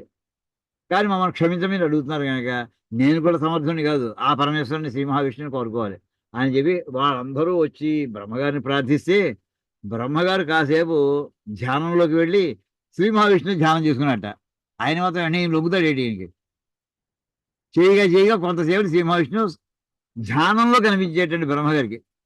ఎలా కనిపించాడంటే కాస్త ప్రసన్న ముఖంతో కనిపించాడు. అమ్మయ్య పర్వాలేదు అనుకుని ఆ ధ్యానం నుంచి బయటకు వచ్చి దేవతలతో అంటాట బ్రహ్మగారు, శ్రీ మహావిష్ణువు ఆయన్ని మనం పర్సనల్గా పెడదాం, ధ్యానంలో చేసుకోవడం కాదు, ప్రసన్నంగా కనిపిస్తున్నాడు ఆయన, మనం వెళ్ళి ప్రార్థన చేద్దాం, క్షమార్పణ కోరుకుందాం అని చెప్పి మొత్తం అందరూ కూడా అక్కడికి బ్రహ్మగారు ఈ దేవత అందరం తీసుకుని విష్ణులోకాన్ని వైకుంఠానికి వెళ్ళాట. ఆ శ్లోకానికి పద్యాలను పెట్టలేదు నేను. వెళ్ళేప్పటికి ఆయన ముందర ఎలా ఉంటాడని నిర్గుణ పరబ్రహ్మ స్వరూపం ఆయన. మన సగుణంలో ఉన్నా కానీ నిర్గుణం ఉంటుంది. మనం చెప్పాను మీకు, నిర్గుణం పాలు కాస్త పెరుగు కింద కన్వర్ట్ అయ్యి ఇంకా పాలు ఉండవు అక్కడ. అలా కాదండి, నిర్గుణముగా ఉంటూ సగుణం కూడా వస్తూ ఉంటుంది. అది నిర్గుణం, దాని యొక్క హద్దు కొంత తగ్గడం, ఏదో 1000లో ఒకటి తగ్గించే ఒకటి వెళ్ళిపోయిందంటే 990 అలా. 1000లోంచి ఒకటి వెళ్ళినా మళ్ళీ 1000 అక్కడ ఉంటుంది, ఆ ఒకటి బయటికి వెళ్ళొస్తుంది. అలాగా ఈయన నిర్గుణ రూపంలో ఉన్నటువంటి ఆయన సగుణ రూపంలో వీళ్ళకి దర్శనం ఇచ్చాడండి. ఇచ్చేవాడు ఎలా కనిపించాట? దేవతలు కళ్ళు మిరుమిట్లు కలిగాడండి. మనము సూర్యుడిని చూస్తే సూర్యుని సరిగ్గా కళ్ళెత్తి చూడలేం మధ్యాహ్నం వేళ వేసంకాలంలో. అలాగే దేవతలు ఇంత గొప్ప శక్తివంతులైనటువంటి ఇంత పుణ్యాత్ములైన దేవతలు శ్రీ మహావిష్ణువుని దర్శనం చేసుకో ఆయన కనిపిస్తున్నాడు ఎదుర్కొన్నాను. ఆ కాంతివంతులు వీళ్ళ కాంతి ఎందుకు పనిచేయలేదండి. చివరికి ఆయన కాంతి కాస్త ఉపసంహరించుకొని మళ్ళీ వీళ్ళకి దర్శనం ఇస్తే వీడు చెప్పుకుంటే ఆయన మాట అంట, కొన్నాళ్ళు వెయిట్ చేయండి పర్వాలేదు, చేశారు కదా, అయినా కొంచెం టైం పడుతుందండి మీకు అంటూ ఆయన ఒకటి, మీకు బలం ప్రస్తుతం టైం మీకు అనుకూలంగా లేదయ్యా, డాక్టర్ దగ్గర పెడితే కొంచెం ఓర్చుకోండి అంటాడు. అప్పుడు కూడా మీకు 1,00,000 రూపాయలు ఫీజు, దాన్ని 5 నిమిషాలు తీసేసి పక్కన పెట్టేస్తాడండి. చేయడు, కొంత టైం పడుతుంది ప్రాసెస్ కూడాను. యాక్సిడెంట్లో కాళ్ళు చేతులు విరిగాయి, వీళ్ళు అప్పుడు కూడా చేస్తారు ఆపరేషన్. ఓ రోజు 2 రోజులు ఉంచుతారు, మిగతా సెట్టింగ్ అంతా అవ్వాలంటారు, మిగతా అది బాడీ అంతా అడ్జస్ట్ అవ్వాలంటారు. అలాగా మీకు బలం వచ్చేదాకా ముందర ఇలాగే కాస్త తట్టుకోండి, కాసేపు బలం వచ్చినప్పుడు విజృంభిస్తుగా అంటూ పైకి చెప్పిన పద్ధతి చూడండి. ఇది ఆయనకే కాదు వాళ్ళకే కాదు మనందరూ కూడా వస్తుందండి. ఓర్చుకోవాలంటుంటామే ఎప్పుడు తనకును సత్వము సొప్పడు అందాక రిపుల చూచియు తనమై గప్పికొని ఉండవలయును ఒప్పుగా అహి మోషకమునకు ఒదిగిన భంగిన్. సత్వము అంటే బలం అండి. తనకును బలము సొప్పడుదందాక నీకు బలం పెరిగేదాకా కూడా శత్రువులను చూచి తలకాయ వంచుకొని ఉండవలసిందేనయ్య.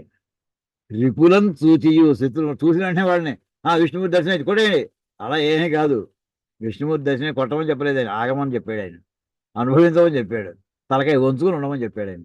రిపులం చూచియు తన మై గప్పికొని, నీ శరీరాన్ని అణుచుకుని, మై అంటే మేను, మేను అంటే శరీరం ఏమండి, కప్పికొని నువ్వు అంతర్లీనంగా ఓర్పుగా నీ సహజ లక్షణం అదా అన్నట్టుగా అలా ఉండవాలన్నయ్య.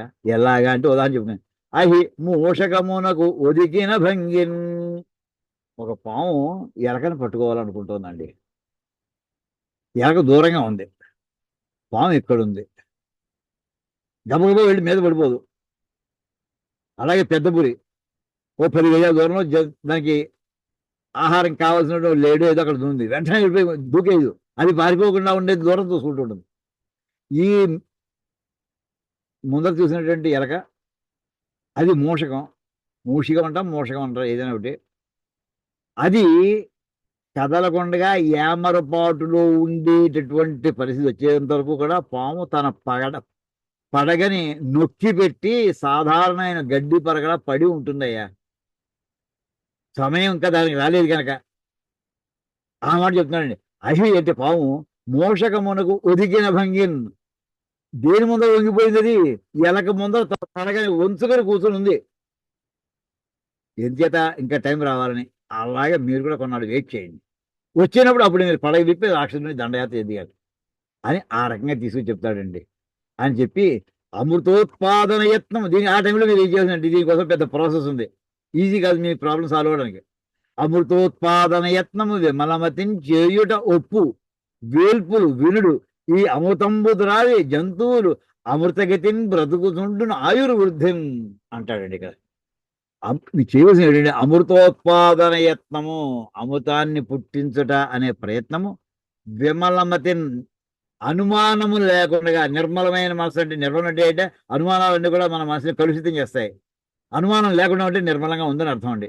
అంటే విమలమతిని అనుమానం వద్దని చెప్పాను నేను, నా మాట వినండి, నా మీద నమ్మకం ఉంచుకోండి, అమృత ప్రయత్నం చేయండి. విమలమతిని చేయుట ఒప్పు, అది కరెక్ట్ పద్ధతి. ఓ దేవతలారా వేల్పులారా వినండి, వేల్పులు వీరుడు దానివల్ల ఏమొస్తున్నాయో వీడు అమృతం యొక్క లక్షణం తెలియదు. అమృతం ద్రావి జంతువులు అంటే జీవులు అందరూ కూడా అమృతగతిని బ్రతుకుతుండును అంటే మరణము లేనటువంటి స్థితిలో జీవిస్తారయ్యా. ఆయుర్వృద్ధిన్ ఆయుష్ పెరుగుతున్నాయ్యా వీళ్ళకి, మీకు కూడా అది సిద్ధిస్తుంది కనుక అంతవరకు కూడా మీరు అలా చేసుకోండి అని సలహా చెప్పాడండి. ఆయన చెప్పి తర్వాత ఇంకా ఏం చేయాలి చెప్తున్నారు. పాలమున్నీటి లోపల సర్వతృణ లత ఔషధములు తెప్పించి చాలా వైచి మందర శైలంబు మంథానముగ చేసి తనర వాసుకి దరిత్రాడు చేసి నా సహాయత చేత నలినందరును మీరు తరువుడు వేగమతందులగుతూ ఫలము మీదయ్యడు బహుళ దుఃఖంబుల బడుదురు దైత్యులు పాపమతులు అలసటయును లేక అఖిలార్థములు గల్గు విషధిలోన ఒక్క విషము పుట్టు కలగి వెరవలదు కామరోషంబులు వస్తు చేయమునందు వలదు చేయ అని జరగబోయే మొత్తం ఫ్యూచర్ ప్లాన్ అంతా కూడా స్పష్టంగా చెప్పేశాడండి. మీరు అమృతం తాగాలి, ఆ అమృతాన్ని తయారు చేసుకోవాలి, సంపాదించుకోవాలి. ఎలా వస్తుంది? పాల మున్నేట పాల సముద్రంలో మీరు ఏం చేస్తారంటే కూడా వెళ్ళి మొత్తం చెలికి చేస్తారని కుదరదు. అందులో దానికి కావాల్సినటువంటి ముందర సర్వ తృణములు అన్ని రకాల పవిత్రమైనటువంటి దర్భలు లాంటివి అన్ని అందులో సముద్రంలో వేయాలి, లతలు వేయాలి, ఔషధులు వేయాలి. అది అంతా కూడా ఏంటంటే న్యూట్రిషస్గా, అప్పుడే పాల సముద్రం న్యూట్రిషస్గా ఉండి ఇంకా న్యూట్రిషస్గా చేయండి దాన్ని. ముందర దాన్ని చేసి అవన్నీ తెప్పించి చాలా వైచి అప్పుడు మందర శైలాన్ని తెచ్చుకుని మంథానం కవ్వంగి మంథానం అంటే కవ్వం చేసి దానికి తాడు కావాలి. తనరన్ వాసుకి దరిత్రాడు అంటే ఈ అటు ఇటు తిప్పేటటువంటి వాడు, అలా దానికి తాడు కింద చేసి అంటే మనకి కవ్వాన్ని కట్టే తాడు. నా సహాయత చేత నీ సహాయం చేస్తూనే ఉంటాను, నీకు గుర్తుపెట్టుకోండి, నేను పక్కన దూరంగా వెళ్ళిపోలేదు, సహాయం చెప్పేది రాకుండా కూర్చొని నేను సహాయం చేస్తూనే ఉంటాను. అని అందరూ మీరు తరువు దాన్ని శుభ్రంగా చిలకండి. తరువు అంటే చిలకడ. ఆ చిలికిన తర్వాత ఎలా చిలకదిన అతంద్రులు ఎగుతూ ఎక్కడ ఏమరపాటు వద్దు సుమా గుర్తెట్టుకోండి. తిరిగేసినాక అయిపోయింది అనుకోకండి. ఎప్పుడు ఏ క్షణానికి ఆ క్షణం ఎలర్ట్గా ఉండండి. అప్పుడు మీ ఫలం మీదవుతుంది. మరి వాళ్ళు ఏమవుతారయ్యా? వాళ్ళ ముందు తల వంచుకొని ఉండమన్నా వాడితో స్నేహం చేయండి మీరు. చివరికి కష్టాలని వాళ్ళకి, సుఖమంతా మీకు వస్తుందయ్యా. దుఃఖంబులను పడుదురు దైత్యులు పాపమతులు. కారణం ఏంటంటే ఇక్కడ ఇందాక మనకి వాక్యం మనం జ్ఞాపకం చేసుకోండి. పరిత్రాణాయ సాధూనాం వినాశాయ దుష్కృతం. 2 ఏకవాక్యం ఇక్కడ వచ్చేస్తాయండి. మొదటి భాగం ఫలము మీదయ్యేడు పరిత్రాణాయ సాధూనాం వినాశాయ దుష్కృతాం బడుదురు దుఃఖంబులం బడుదురు దైత్యులు పాపమతులు. ఎంత చక్కటి అన్వయం కుదురుతుందండి అసలు మనకి. ఆ వాక్యాలు తీసుండి అనుక్షణం కూడా భాగవతం దేనికి రాశారంటే ఆ 2 వాక్యాలని వివరించడానికి కథల శ్లోక పద్య రూపంలో రాసేసారు అనిపిస్తుంది ఇక్కడ. ఇంకా ఎలా ఉండాలి మీరు? ఆ సమయంలో ధర్మాధర్మాలు మొత్తాన్ని కూడా చూసుకుంటూ ఉండాలి. ధర్మాధర్మం అంటే ఏంటి? ధర్మం ఆచరించేటటువంటి కామ క్రోధ లోభం మోహం మదమాత్సర్యాలు లోబడకూడదు. అది మొట్టమొదటి పాయింట్. ధర్మాత్ముడు కానిటువంటి వాడు సుప్రీంకోర్టు జడ్జి అయ్యాడు అనుకోండి, ఊహించుకోండి ఎలా ఉంటుందో. వాడు అవతల ఆర్గ్యూ చేశాడు. జడ్జి గారు కోపం వచ్చేసింది అనుకోండి, జడ్జి గారు కోపం వచ్చి పుస్తకాన్ని అనాలిసిస్ కొట్టేస్తున్నాడు. అప్పుడు ఎలా ఉంటుంది పరిస్థితి? ఏ రకమైన జడ్జిమెంట్లు వస్తాయా? ధర్మాత్ముడైనటువంటి వాడు, నీతిమంతుడైనటువంటి వాడు ఎంత శాంతంగా ఉండాలయ్యా? ధర్మాన్ని ప్రతిష్ఠించడం అంటే ఆ రకమైన ప్రవర్తనను కూడా మీరు ఏర్పరచుకోవాలి. అది చెప్తున్నాడండి. తర్వాత కామరోషంబులు అవన్నీ కూడా, కామ కోరికలు అవన్నీ వదిలిపెట్టుకోండి. కాసేపు రోషాన్ని వదిలిపెట్టుకోండి. అలసట అఖిలార్థములు. అలసట లేదు మీకు. ఏం రకమైనటువంటి అలసట, బాడీకి టైర్నెస్ ఉండదు. అన్ని కోరికలు తీరుతాయి. విషధిలోన ఒక విషము పుట్టు. విషధి అంటే ఏంటి తెలుసునండి? మొదటి విషం అంటే నీరు అని అర్థం అండి. విషం అనే పదానికి నీళ్ళని అర్థం ఉంది, విషం అని అర్థం ఉంది. ఇది మాట మనకి తెనాలి రామకృష్ణుడి కథలో వస్తుందండి. ఒక చోట ఒక మహాకవి వచ్చి కృష్ణదేవరాయ సభలో, అయ్యా మీ దగ్గర అష్టదిగ్గజాలని మహాకవులు ఎవరో ఉన్నారని విన్నాను. నాతోటి కనుక ఎవరైనా 7 కలిసి కానీ విడివిడిగా కానీ నాతో ఎవరైనా పాండిత్యంలో నన్ను మించేవాడు ఎవరైనా అంటే నేను ఓడిపోతానని, లేకపోతే మీ అంత ఓడిపోయినట్టుగా నాకు రాసి ఇచ్చేసేయండి అన్నాడు. ఆ మాట అహంకారంతో కూడిన వాక్యం అది. అనేప్పటికి వెంటనే తెనాలి రామకృష్ణ ఈ కథ చెప్తారండి. అయ్యా మహాపండితుడు బాబు మీరు. తెనాలి రామకృష్ణ ఆయన వచ్చిన ఆయనతో అంటున్నాడు, మీరు మహాపండితుడు, ఎంత దూరం నుంచి వచ్చారు, కాసేపు అలసలు తీర్చుకోండి, కూర్చోండి బాబు అని చెప్పి, స్వామి నేను మిమ్మల్ని ఒక్కటి అడుగుతాను, ఏదో చెప్పండి, మీకు విషం కావాలా వద్దా అని అడిగాడండి. విషం కావాలంటే విషం కావాలన్నాడు అనుకోండి పొరపాటు. అక్కడ విషం అనే మాట అర్థం ఏంటంటే మంచినీళ్ళని అర్థం. ఎంత దూరం నుంచి వచ్చారో కాస్త మంచినీళ్ళు తీసుకోండి అయ్యా, కూర్చోండి అయ్యా, శాంతి తీర్చుకోండి అయ్యా అని తెనాలి రామకృష్ణుడు ఒక అర్థం. ఇప్పుడు ఈ మాటకి ఈయన ఏమంటాడు? ఇప్పుడు చూద్దాం. ఆయన విషం పట్టడం అన్నాడు, నిజంగానే విషం పట్టుకొస్తాడు ఆయన. అప్పుడు కూడా ప్రాణపోతుంది. ఎర్మండూరుతో పోటీ ఎక్కడ ఉంది? అసలు ఆ మాటకి 2వ అర్థం తీసుకుని ఆయన మళ్ళీ దానికి పర్యాయ పదం ఇంకోటి వేసి ఉండాలి. అయ్యా నమస్కారం అంటే నేను వెళ్ళొస్తాను చెప్పి అప్పుడే వెళ్ళిపోయేటండి ఆ పండితుడు. అంటే ఇంకా సభ ప్రారంభం అవ్వలేదు ఇంకా పూర్తిగాను. ఎవరి కవిత్వాలతో పోటీ లేదు. మొదటి మాటలోనే మొత్తం చిత్తు చేసి వదిలిపెట్టేశాడు తెనాలి రామకృష్ణ. అది విషం అంటే నీళ్ళు అని అర్థం. విషధిలోన చూడండి, విషధిలోన ఒక్క విషము పుట్టు. సముద్రంలో విషం పుడుతుందయ్యా, హాలాహలం కలగి వెరవలదు. దానికి భయపడకండి. ఎందుకంటే భయపడుట అనేది జీవుని యొక్క లక్షణం. మోక్షానికి వెళ్ళేటువంటి భయం లేదు. అంచేతే భగవద్గీతలో 16వ అధ్యాయం మొట్టమొదటి పదం అభయం, అభయస్థితి. భయం ఎప్పుడుంటుంది? ద్వైతం ఉన్నంతసేపు భయం ఉంటుందండి. రెండో వాడు ఉన్నాడు, కాంపిటీషన్, పోటీ, దాని బాధ, భయం. అక్కడ ద్వైతంతో భయం వస్తుంది రండి. ద్వైత భావన పోయిందో, అద్వైత భావన వస్తుందో అప్పుడు మీకు అభయం వస్తుంది రండి. అది అంచేత వెరవలదు. కామరోషంబులు ఇవన్నీ వద్దయ్యా. వస్తు చేయమునందు వలదు చేయవలదు. నాకు అది కావాలి, ఇది కావాలి. అక్కడ రత్నాలు వచ్చాయి, అమ్మాయి నేను వెంటనే దాచేసుకుంటాను, రత్నాలు కావాలి. లేదా కామధేను వచ్చింది, అది మా ఇంటి దొడ్లో కట్టేసుకుంటాను, ఇది ఆవుదోడు పట్టుకో. ఇవి ఇలాంటి వాటిలో కోరికలు పెట్టుకోకండి మీరు. ఇవన్నీ ధర్మాత్ముడికి ఉండవలసిన లక్షణాలు. ఇవి అక్కర్లేదని చెప్పడం. వైరాగ్య స్థితి కావాలి, అదంతా ధర్మంలో భాగం చెప్పడం అండి. ఇక్కడ ఆ రకంగా ఏదో తీసుకొచ్చారు. ఇవాళ ఇక్కడ ఆపుకుందామండి. మిగతా మళ్ళీ తర్వాత కంటిన్యూ చేద్దామండి మళ్ళీ క్లాస్లో. ఓం కాయేన వాచా మనసేంద్రియైర్వా బుద్ధ్యాత్మనా వా ప్రకృతి స్వభావాత్ కరోమి యద్యత్ సకలం పరస్మై నారాయణయేతి సమర్పయామి.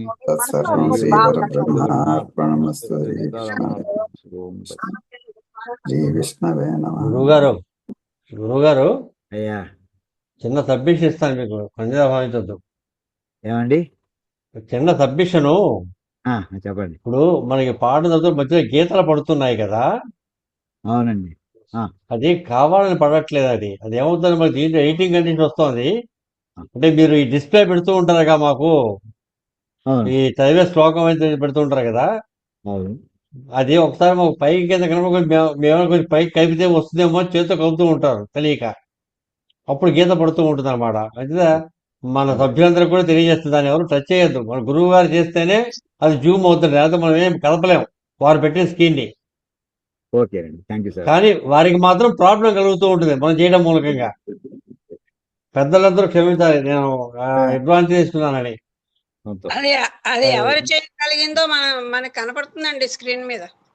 కనపడుతున్న మాకు కనపడి ఎవరు తెలియక చేస్తుంది చేస్తుంటే కదా అలా అది. చేయకుండా అదే ఉంటారు. అదే తెలియక చేస్తున్నారు అదే కాబట్టి నేను వార్నింగ్ ఎవరికి చేయబడిందో వాళ్ళ పేరు చెప్తున్నాను, ఎందుకంటే వాళ్ళు ఎలక్ట్ అవుతారని.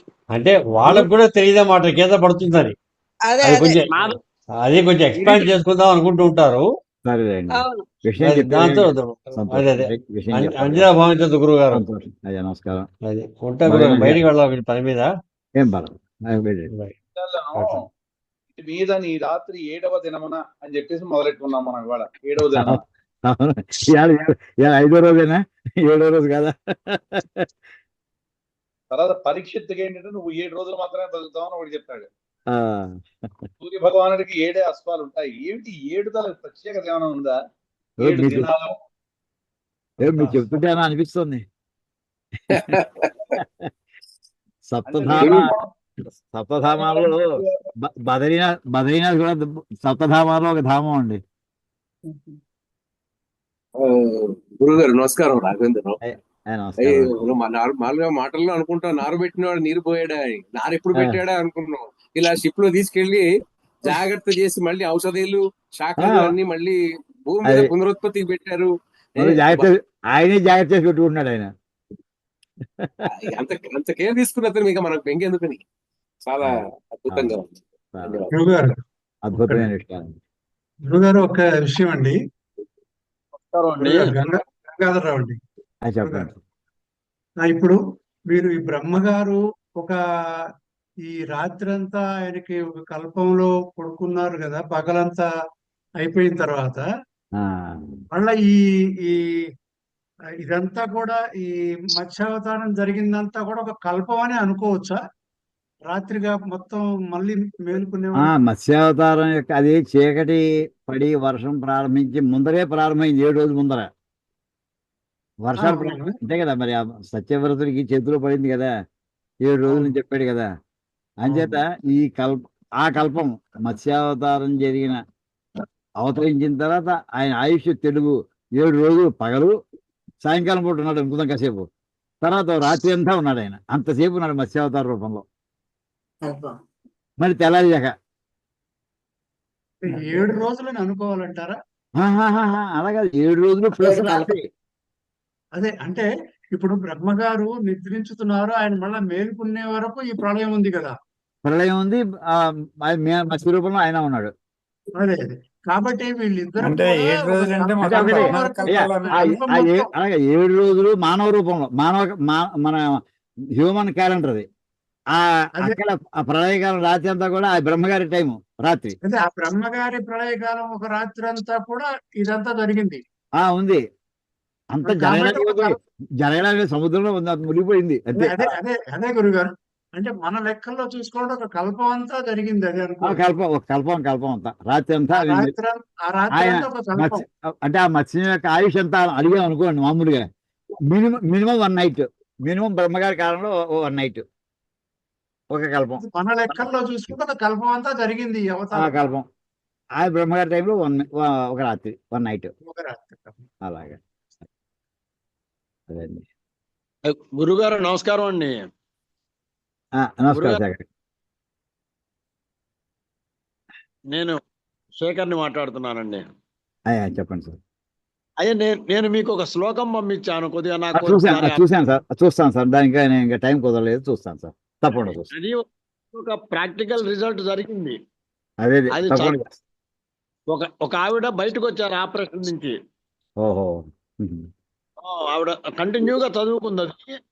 అలాగా దానివల్ల ఇయ్యాలన్న ఆపరేషన్ కేసులోంచి చేసింది బయటికి. ఓహో అది నాకు ఇంకా అంత- చూస్తాను రిఫరెన్స్ చూసి మరి చెప్తానండి. కొంచెం టైం కుదరలేదు కాడ టైట్గా నాకు నేను పంపిస్తాను. నాకు ఒకళ్ళు అట్లాగే లేండి. అంటే నేను పంపిస్తాను. ఉంటాను. ఇంకొక అండి, ఈ మధ్య ఒకళ్ళు ఎవరో చెప్పారు, ఇప్పుడు మనము ప్రవర్ చదువుతాం కదా అండి, అవునండి.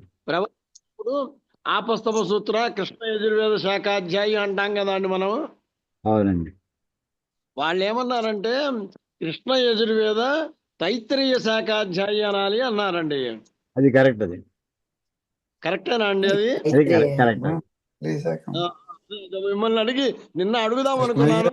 అదే నిన్నంత హడావిడిగా ఉన్నాం కదా. అంటే అది శాఖ పేరు తైత్రీయ శాఖ.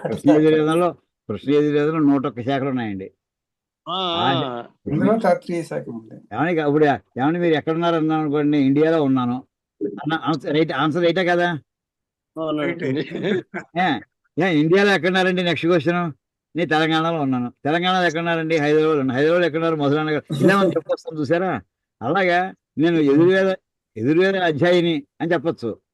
ఆ ఎదుర్వేదంలో ఏ శాఖ అయ్యా? కృష్ణ యజుర్వేదం, కృష్ణ యజుర్వేదం. ఆ కృష్ణ యజుర్వేదంలో ఏదో శాఖ తైత్రీయ శాఖ అని అలా అంతర్భాగంలో ఇంకా మోర్ యాక్యురేట్ అలా చెప్పండి. అంటే రెండు కరెక్టే. అలా చెప్పాలి, రెండు కరెక్టేనండి. అది కూడా చెప్తాను. అది హయ్యర్ లెవెల్, ఇది లోయర్ లెవెల్. రెజల్యూషన్ పెంచినట్టు.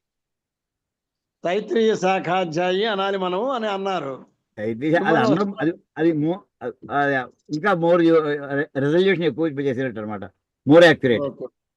పాత తప్పుని కాదండి, పాత తప్పని కాదు. అది కూడా చెప్తున్నాను.